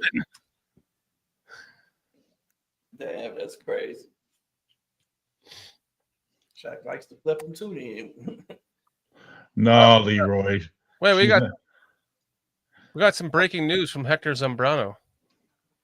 Well, I'm trying to get to everybody, man, because I don't want to be accused of not putting somebody's chat up there. I'm getting there. But no, PJ, when you missed that chat? what I missed? I'm just kidding. Oh yeah, well, Hector, I think they brought in Edmonds for a tryout. Tremaine's brother, safety, Terrell. Yeah. But I think that they signed Colbert to take that safety okay. position. Right. Yeah. What's up, Foster? By the way, how you doing tonight, man? Where's Mo Lester? Yeah, where's Mo Lester? What? No Mo Lester? This is another good 1-2-3 throw ball. Plant throw Yep. at a critical moment in the game. Yeah, he was lights out, man. What is up, Leroy Green? We got a lot of newbies in here tonight. Thanks for joining us, guys. Lil C Pilla. Isn't that the dude from what's that? The Last Dragon or something? What was that movie? Show That enough. Avatar there? Show enough. Show enough. Yeah, show enough. Show enough. Show enough. That was a critical pass right there. I think it was third down. Foster wants you to know he's been here the entire show, sir. Oh man.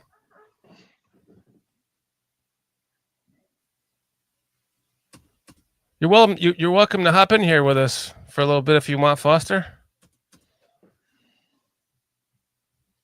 What was Rome's job here? Yeah, look like he's trying to block the guy that's guarding him. So he's trying to fight people. Someone to block. Yeah, he's looking for someone to block. He's just Looks like he's trying to block 29. I touched him. wow.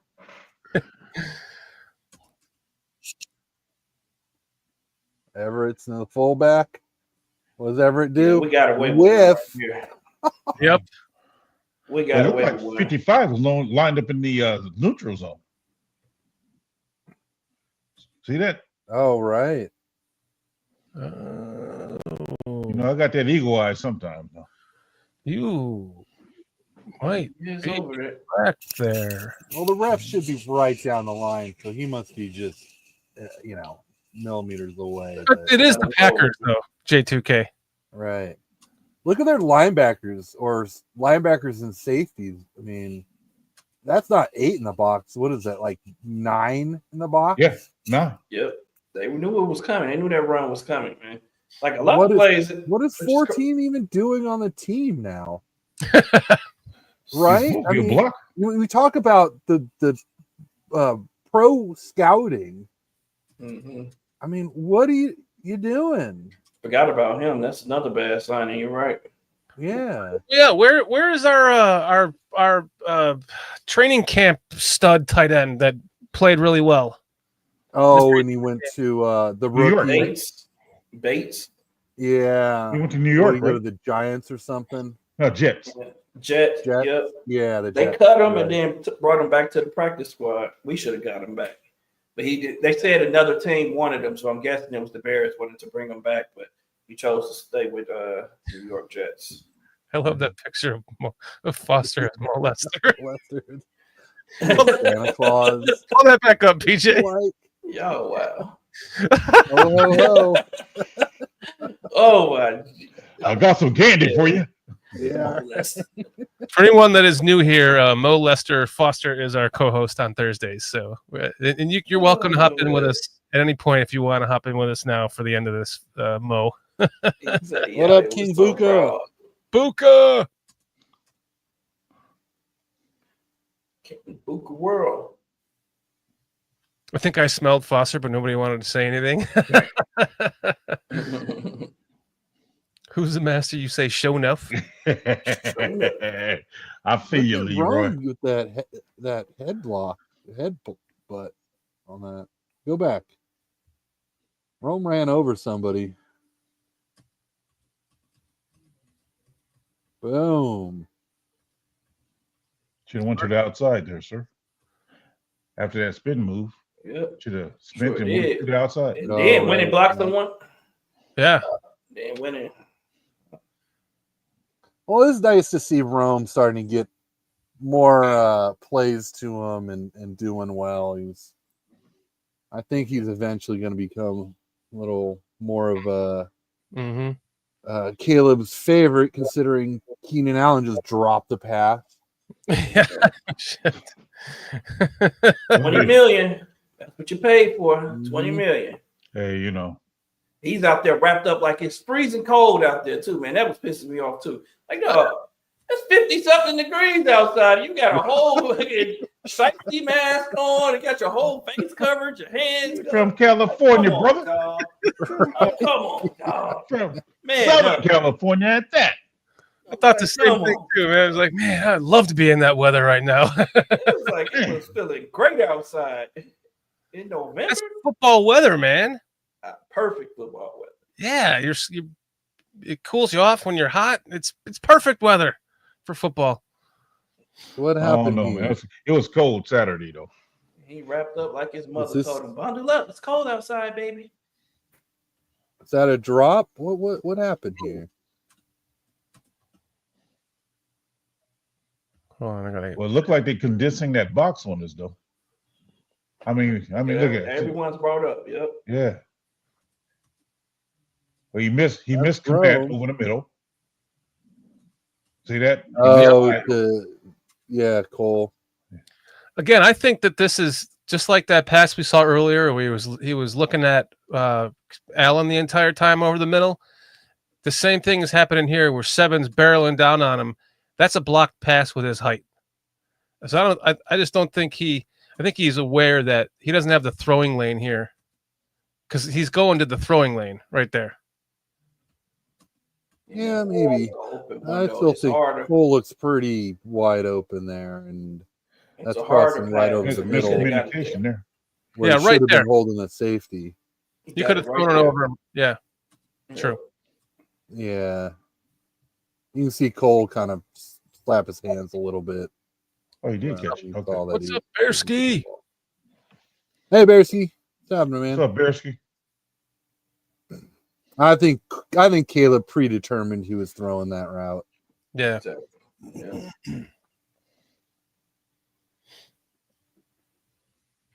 I don't like that bunch concept because you're bringing too many people in the box. Hope they don't do that against Minnesota. Jeez. No, they can't. Hey, look at this. That's crazy. I think it's because, like you said, BJ, we gotta challenge them deeps every now and then.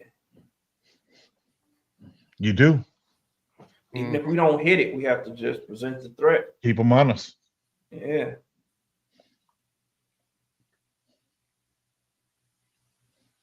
I mean, he hasn't thrown very many interceptions, though. Well, no. Not very many touchdowns either. No. All right. All right. He's still tied for the record. As a rookie. That don't say much for a Bears, you know. I mean, No shit. It's been what? How many games? Like 4 or 5 games now, right? He's been tied. Man. Chad Spiger, thanks for hanging out with us tonight. We'll see you Thursday at 9 p.m. Eastern time. Thanks for hanging out with us, man. Appreciate you. Good to see you, Chad. Thank you. Thanks for joining us, Chad. Appreciate you, Chad.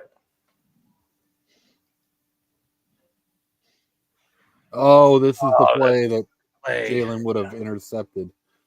So Jalen's saying that he got underneath coverage here, and he knew that the ball was coming out regardless. And it was when he saw the ball let go, it was flat. Well, I got a problem with the safety though. Why are you not deeper than the deepest man? Safety man stepped up. He stepped up again. You see him stepping up, taking the under route, then falls. Who is that? You got two guys. I think that's Byard because isn't yeah, you got two guys. You got two guys behind you, basically. That's not Byard. That's 22 again. That was 22. Byard got on those orange sleeves. Yep, Byard's wearing those orange sleeves. Right. It's 22 again. It is. Yeah. Oh, you're right. Look at him I'm kicking telling his you, foot, like, lying face He's down. undisciplined, man. He keeps jumping underneath. Yeah. He's supposed to play the deep. That reminds me of Danielle Manning in the Super Bowl. Oh, we got the wrong play. He saw the wrong play, basically. Yeah. He played the play he thought he was playing very well. He dropped down on the tight end very well, but it was he misread the info he was giving. But anyway, Jalen's 100% convinced that ball was going to be intercepted, end of game play. Did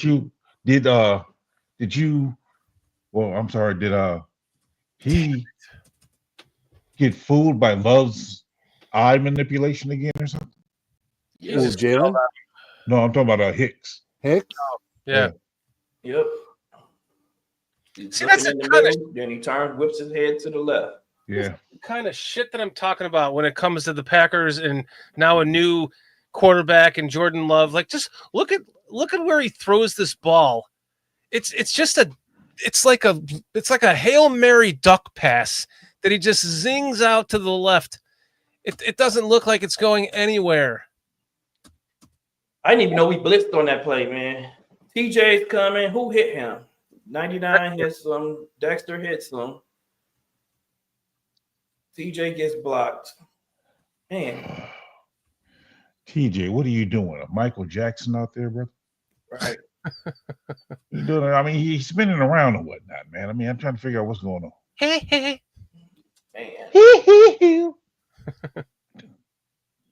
He falls, has the time to get up and run. Man, it's just terrible. Then what's happening, Hicks? What happened? What'd you hurt right there, Hicks? His pride. Pricks. Your feelings, get your ass up. Get your ass off that ground. I'd walk by, man. Bro, get your ass up, man. Ain't nothing wrong with you. Fake it. I Very agree, true, Dr. Truth. Very true, Dr. Truth. Hey, that's the truth, Dr. Truth. Yep. The love doctor. And this is fourth down. Stopped him. What's Edmonds defending on this play here?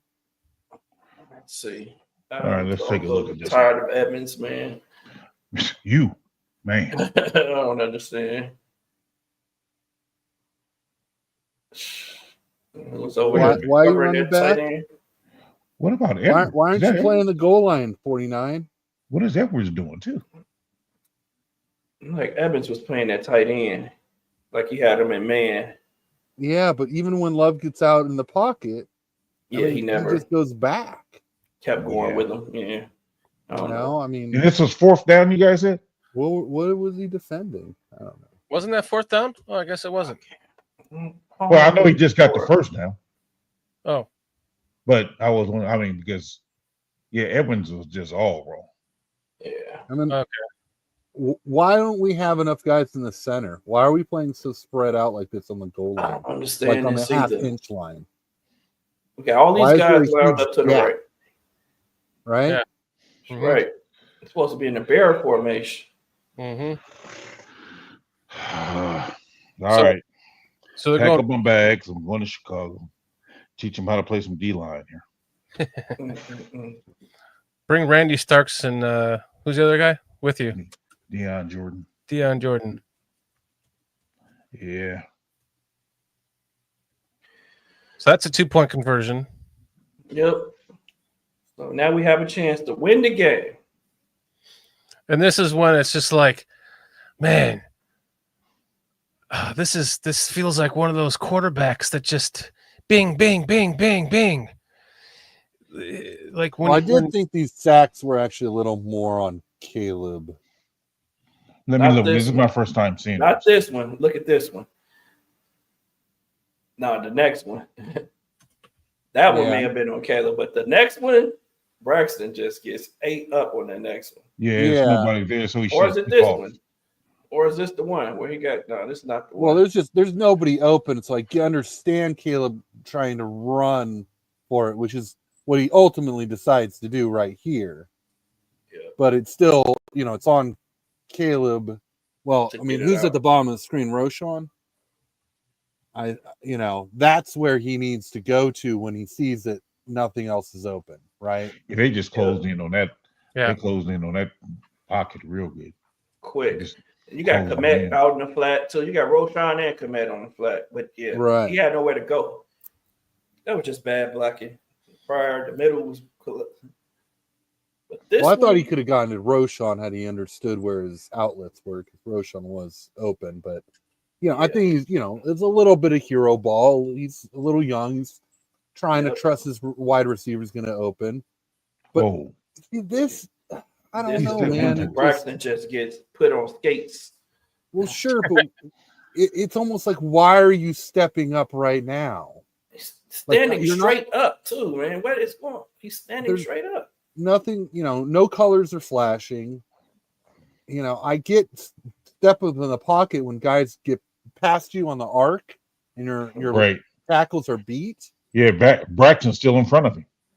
Oh, Yeah, yeah, you're so saying you still Braxton's got still in- leverage with these guys. So this is Yeah. now, I think this is a long developing routes. So that's why Caleb thinks, oh, I need to step up now. But no, Rome's Keenan was open. open. Who's that? Keenan? Komet's open. Keenan's open. Maybe just sit back on that back foot a little bit longer where you should be and make that pass. You're To right. me, He could that's- have. He could have. Right. But I mean, Looks like he could I see have. what you see, Sam. I see, Braxton just looking like, wet cardboard out there. No, I see what you're saying too. But Braxton stops as soon as he gets there to him. He stops him as soon as he gets there to him. But I guess he's not knowing if Braxton's going to run into him. So he has to step it up right there. Because Yeah. Braxton's, they're foot for foot right here. Like he's right there. He's right there on him. Like If he you should have escaped out to that side or something. I don't know. If he tries to throw it to Keenan right here, that's a pick six. You think so? To pick to Keenan right there? I mean, Where's he's Keenan, got top of the route. he's got a super quick release and a cannon for an arm, but Oh, I no, said that's Keenan Komet part. or Rome. Rome is at the top, right? Who's Ro- that at the breaking top? on the That's what I'm talking about 35? up here. that's Who that's is that? Keenan. Oh, that's Keenan. If he hits him right now, then he has him. Keenan's open. Komet's open, and Komet's even doing the You hand just got to throw it on the like, throw me outside the for Keenan. ball. Yeah, Komet's open. He could have led Keenan to the sideline. Yeah. Roshan was open. That's a 15-yard gain if you just dump it off to Roshan. Yep. Another Like, 15-yard gain. I think Caleb left that play on the field. Yeah. He did.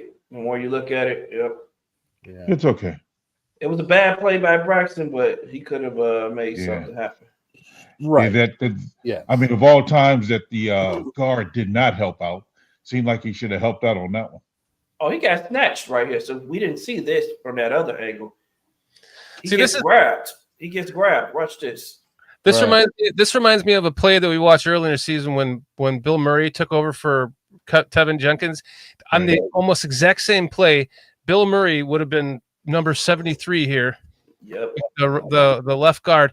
And at this point, Bill Murray saw Braxton Jones getting beat, and he paused on his guy, went over right about now, knocked Braxton Jones' guy on his ass, came back to his own guy, knocked his own guy on his ass, and then went looking for more work and took out Coleman Shelton's guy. Three guys on one play. It looks like Perron wants to do that, but he's just late to doing it. Yeah. But still, I think, Caleb did being held into the grab here. It's being held. I don't want to defend Braxton Jones at all. I'm telling you, man, Kenny Clark is not. I mean, didn't show me much this game. Oh no, he's aging. Okay, that's good then.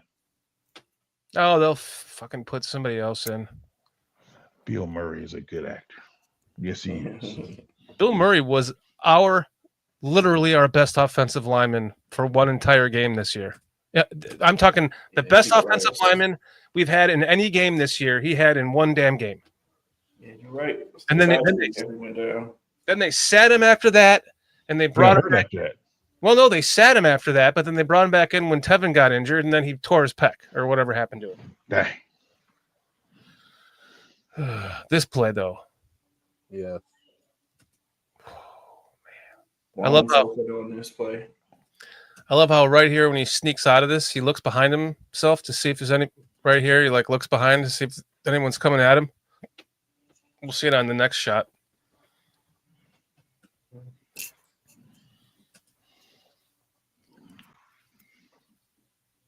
Yeah, that was a good play. Right there. Right there. He looks behind him. He's like, I'm out of here. I got this. You see how he holds the ball away from him? Yeah. Something I noticed he does that I haven't seen too many Bears quarterbacks do this, but he's like anticipating if the guy's right on me, like I'm not going to let him knock this ball out of my hands. Right. And he does this so instinctually. Yeah. I think that could lead to the ball actually getting knocked out of your hand when you extend your arm like that because you have less strength. You have more strength, towards your core. But he's got such a quick release and strong arm that he needs to hold the ball like that because he can just bing whenever he wants, like that. Well, what I have seen is him do that with two hands, so it's not a one-handed thing. But it's very interesting. It's something that's kind of unique. I agree. To Caleb. What were you saying, Sammo? And I'm saying because he's out of the pocket, he's thinking that I'm just going to be able to throw it away. If I'm holding it out, as soon as they grab me, I'm going to throw it away. So maybe he's thinking that right there in those situations. But my problem is, when you see him break the pocket a lot, he holds it with one hand the entire time. Yeah. I'm like, oh, man. I was like, teams are going to start seeing it. It was like, go for the ball. Dude's hands are as big as Michael Jordan's, though. Are they? He has huge hands? 10.5. That's the same size as Jordan. All right. Maybe that's a stat out there, but when I look at his hands compared to Jaden Daniels' hands, and I look at where Caleb holds the ball when he throws the ball, he looks like he had small hands. He just does. Yeah, I thought he had small hands too. Just looking at him. No. Doug Deeds asks, is this live? Sir, you are. You are live, Doug Deeg. Thanks for joining us. We live, baby. All the way live. Finishing up the all-22 here. Final drive of the game. This was... All right. Favorite play of this game. Fourth down, trusting your wide receiver, throwing a back shoulder throw, being risky, hits it perfectly. Rowe makes the perfect adjustment. Rome, great off the line. Look at him slap those hands away on the press coverage. I love this play, man. This is man, more and more and more of this. Because man. nobody else was open. Yep. Right. That was. But that's how you trust your wide receiver, throw them open. Trust that you have a talent in your wide receiver that they're going to catch the ball. He's been so afraid of throwing interceptions, and look at that. I mean, he didn't even power that ball in.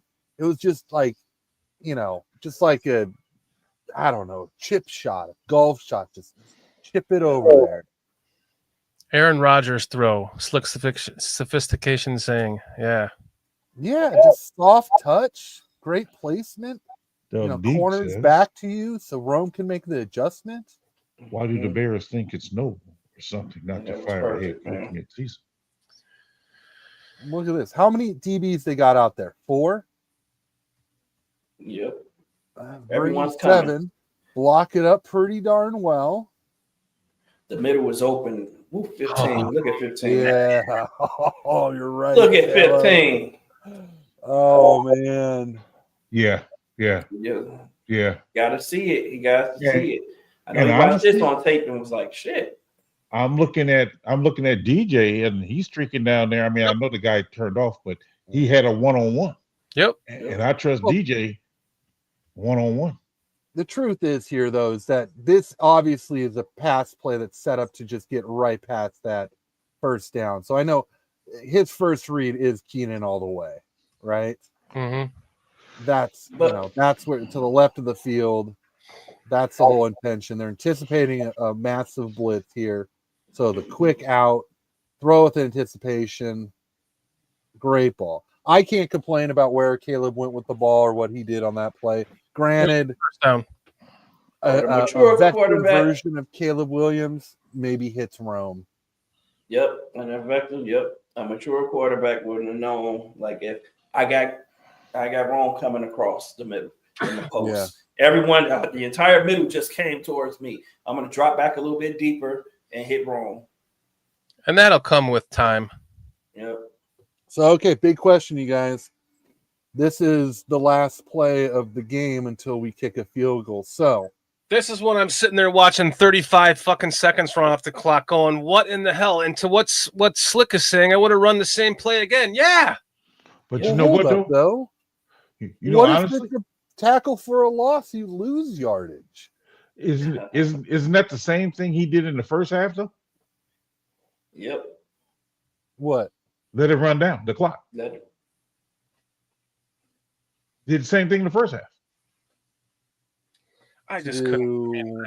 No, Green Bay had the ball in the first half. They let the run down. They kneeled in the first half. They need the first Green half. Bay kneeled down in the first half. We scored right before the first half. I'm talking about before Johnson scored that touchdown. He was like letting the clock run. Oh, I don't know. Oh, yeah. We were trying to let the clock run. Yeah, you're right. Before the touchdown, yeah. We were letting the clock run. Yeah. And that's the same thing he's doing here. Just let the clock run.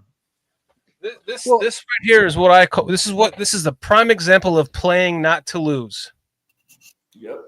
Well, I don't know. So I don't have I have more of an issue with us not being on the right hash for our kicker than I do for us trying to get yardage on that play. Given our offensive line and Green Bay getting through us like multiple times, I don't think that, Roschon would have picked up extra yardage. I think it would have been just a, it's like a, QB sneak, basically. You might get 5 inches. But what I would have done is I would have run it to the right hash. So that's my question about the last play. So if you go back to the run play. So run play, he took he broke it off to that. He broke it because he started off going right. Then he came back left, right? Yeah, see, he started, then he came back left for whatever reason. But Cairo said he wanted the left hash. Yeah, I thought Cairo wanted that left hash. Yeah. Like, but if you didn't want that left, you left to the offense? Yep. He wanted the hash that Johnson is staying on right now. Yeah. No, he didn't. He wanted the other hash. That's the not whole what argument. Patrick Manley was on with Greg Gabriel and on the bar room yesterday morning, whatever. And he talked about that it was strange that they didn't run it to the correct hash. Right? Well, he started to. That's what I'm saying. He started, but they got penetration, so he cut back to the left. If you look at it, watch your hands. See that? Yeah, I thought Cairo said after the game that he wanted it on this hash. That's what I thought he said too, Sammo. Carlos said that? Yeah, he said Yeah, he I wanted it on remember. this Okay, hash. all right. I was taking what Patrick Manley was saying on Aldo's show with Greg Gabriel, because he said the opposite. He said that Santos wanted it to be on the other hash. So, okay, then I don't have an issue with it being on that side of the hash. All right, now That's watch. why he cut it back to that side too. Right, yeah. Okay, all right. That clears it up. Watch Thank Ness. you. I appreciate that. Watch Ness. Ness pushes him, which makes it illegal. Watch Pryor too. Pryor doesn't even move. Yeah. Pryor's still on his knees. Pryor's hand is still in the dirt, man. Right. Now watch number 90. He's gonna push. Yep, 90 did. Yep, Van Ness pushed him up. Right, PJ. See, that's illegal. It's illegal to push your own player.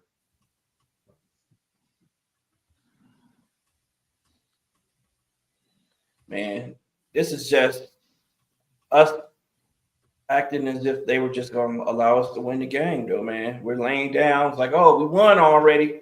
You know, they're just going to allow us to kick the ball.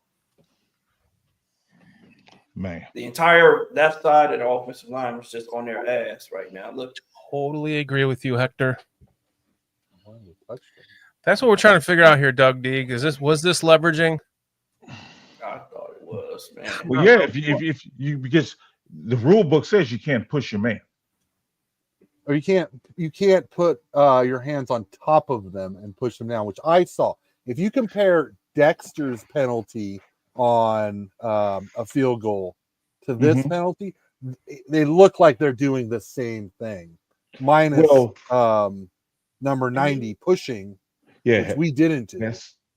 Yeah, Nets. You're not supposed to be able to go over the long snapper either. Like this is dangerous for him. He's supposed to be able to bring his head up. Yeah, because they said if his head is down, he's a defensive player. But you can't use your helmet, your shoulder, your forearm to push him. But he pushes him basically with his thigh. But the rule also says that you cannot push your guy, and that's what Ness is doing. He's pushing his guy. That's the rule he broke. He pushed him in the air. He's holding him up in the air. CHGO pointed that out, and they had the rule book highlighted, or that part in the rule book showing that that's what he did wrong. By pushing his guy is what he did wrong. Yep, right there. Look how he's got a full push going right there. Yeah, that's where he's wrong. Because I remember watching it, like, how the hell did he hang in the air so long? Because he jumped way. Look where. Really early. He jumped so early, and he was just hanging in the air the entire time. Yeah, look where 94 jumps now. All right. Look where his arm is, and his arm is just hanging out there in the same spot because he's getting pushed. Yep. You guys notice on the other, I think it was extra point or other field goal we had, that he was in the same spot doing the same thing? Well, they said in practice or something like that they believe they can get a block kick this game. Yeah, because of the low trajectory of Cairo's kicks. But I thought that Hightower should have been on this a little bit more, given what he saw from the previous field goal we kicked. Correct. Because what is it? 94 did the exact same thing, same placement, everything. Mm-hmm. And the ball was low also on that kick because he barely made it over the crossbar. Right. And that's what kind of pissed me off about something that Cairo said after the game is that he probably should have elevated the ball some more. Okay, if you can elevate the ball some more, why didn't you elevate the ball some more? And you know that they're coming in for a block. Like, I wouldn't even said that. Like, that infuriated me when I heard that. Like, come on, bro. Like, why would you? So you telling me you have the ability to elevate the ball more, you don't in that situation, and your coach didn't emphasize to elevate the ball more in that situation. It's like, man, I guess it's just a comedy of errors. Like, think about it. Yeah, and that just kind of goes back to all the little details at the very end of a game. I mean, we see these kind of detail issues in every play, but when it matters most, we don't see that, the perfection. We're not the team that says, oh, well, we saw this on film. We knew they were going to do this, right? It seems like other teams, what was it last week? New England saying we knew what they were running. We knew the routes they were going to run. Post game. How many teams keep saying this about us? Yeah, it really looks bad on the coaching, man. I mean, we're getting out coached every week. That's what's happening. Every week. We're getting out coached every week. Every team is telling us that our coaches outsmarted your coaches. Every week after every game, we're hearing this. It's ridiculous. It's absolutely, you are so correct. Every game. We got out coached by, in the Colts game that we should have won. Yep. Appreciate you, Slick. With a timeout, Shorty. Out leverage. You're seeing they're watching it. The coach is sitting back watching. This play has no chance in hell of making it. We have no chance in hell of getting a touchdown on this play. And we just allow it to happen with a timeout. Like, come on, Eberflus, what are you doing? You know what the play is. And then your offensive staff knows what the play is. No one's on the head say, call the damn timeout. Hurry. And then the next week, it's like, we're going into halftime. We got the same amount of time left on the clock, 26 seconds. I'm like, they can't. They're not going to score right before the half, right? It's just like a fluke, right? Nope, it was a running play this time. Yep. I forgot about that one. We get gas for a 50-something yard run play. Like, man. Longest run of the season, I think, for the entire NFL. Yep. That's the Bears for you. Yep. Man. Waiting for our defensive guru of a head coach that we just had to have because he's such a great defensive mind. We had to get Sammo to suit up. Man. I'll be Captain America. Sammo, suit up. Let me get a new left knee, then it might work. And a lot of training. Okay. Does anybody remember that genius back in May who said the Bears would win the Super Bowl this year? I don't know what you're talking about, Dr. Truth. Hey, the same guy who's wearing his jersey backwards now? I don't know what you're talking about. Hey. Well, off season's always for hope. PJ? Wouldn't me. You can't account for incompetent coaching, Shorty. Just say that. Well, I think that, I think fans kind of set themselves up, not speaking to you specifically, Shorty, but we had Hard Knocks. We had DJ pointed to Shorty. We had Hard Knocks. We went 4-0 in the preseason. We had a rookie quarterback, first overall pick, going to the best situation any first overall quarterback has ever gone to. We had all these kind of like hype, right? That surrounded everything. But we forgot about how bad the offensive line was. We forgot about that the defensive line is not fully developed, Yeah, but even still, I feel like we like Shorty just said, there are 3 games that we should have won in spite of the offensive line issues and the defensive line issues. And now we're seeing the play calling could have been a lot better. We had the chance to hire Thomas Brown as the OC. They chose Waldron. Right. So I'm like, it's just like, right. And had we won the Washington game, they didn't get the Hail Mary. Do we come out flat against Arizona? Getting beat up by Arizona, do we come out flat against New England? Right. Had we won that Colts game, which was winnable. Even the Texans game was winnable. The Texans game was winnable. Yeah. So we've been close, minus just an obvious like meltdown between Waldron and the offense, right? Yep. Like our defense hasn't really given up so much that you go, oh, well, that game was completely on the defense. Sure, there's some mistakes, right? But mean, clearly, it just shifted and just snowballed the wrong way. Mm-hmm. Yeah, the defense wouldn't be playing then. The defense would play a lot better if we were scoring points. We were getting a little lead. You know what I mean? Like, get to pin the ears back. Yeah, they would get the chance to pin their ears back and rush the passer, and and all that wide nine would make sense. Yep, exactly. Right. You don't have to worry about the run so much then. Like, yeah, you can't play the wide nine against the run. Jeez. I don't understand what they're doing with that even, PJ. I don't know. Man. Well, guys, I'm going to tell you what. This is a lot of fun doing this with you guys. Sammo, it's always great to have you on with us. Appreciate you doing this with us. Always Appreciate great. you guys for the invite. What's that? I appreciate you guys for the invite, man. I thought you were in the middle of saying something. No, I'm just saying I appreciate you guys for the invite. That's all. Absolutely, man. We'd love to have you do this with us every Tuesday. Absolutely.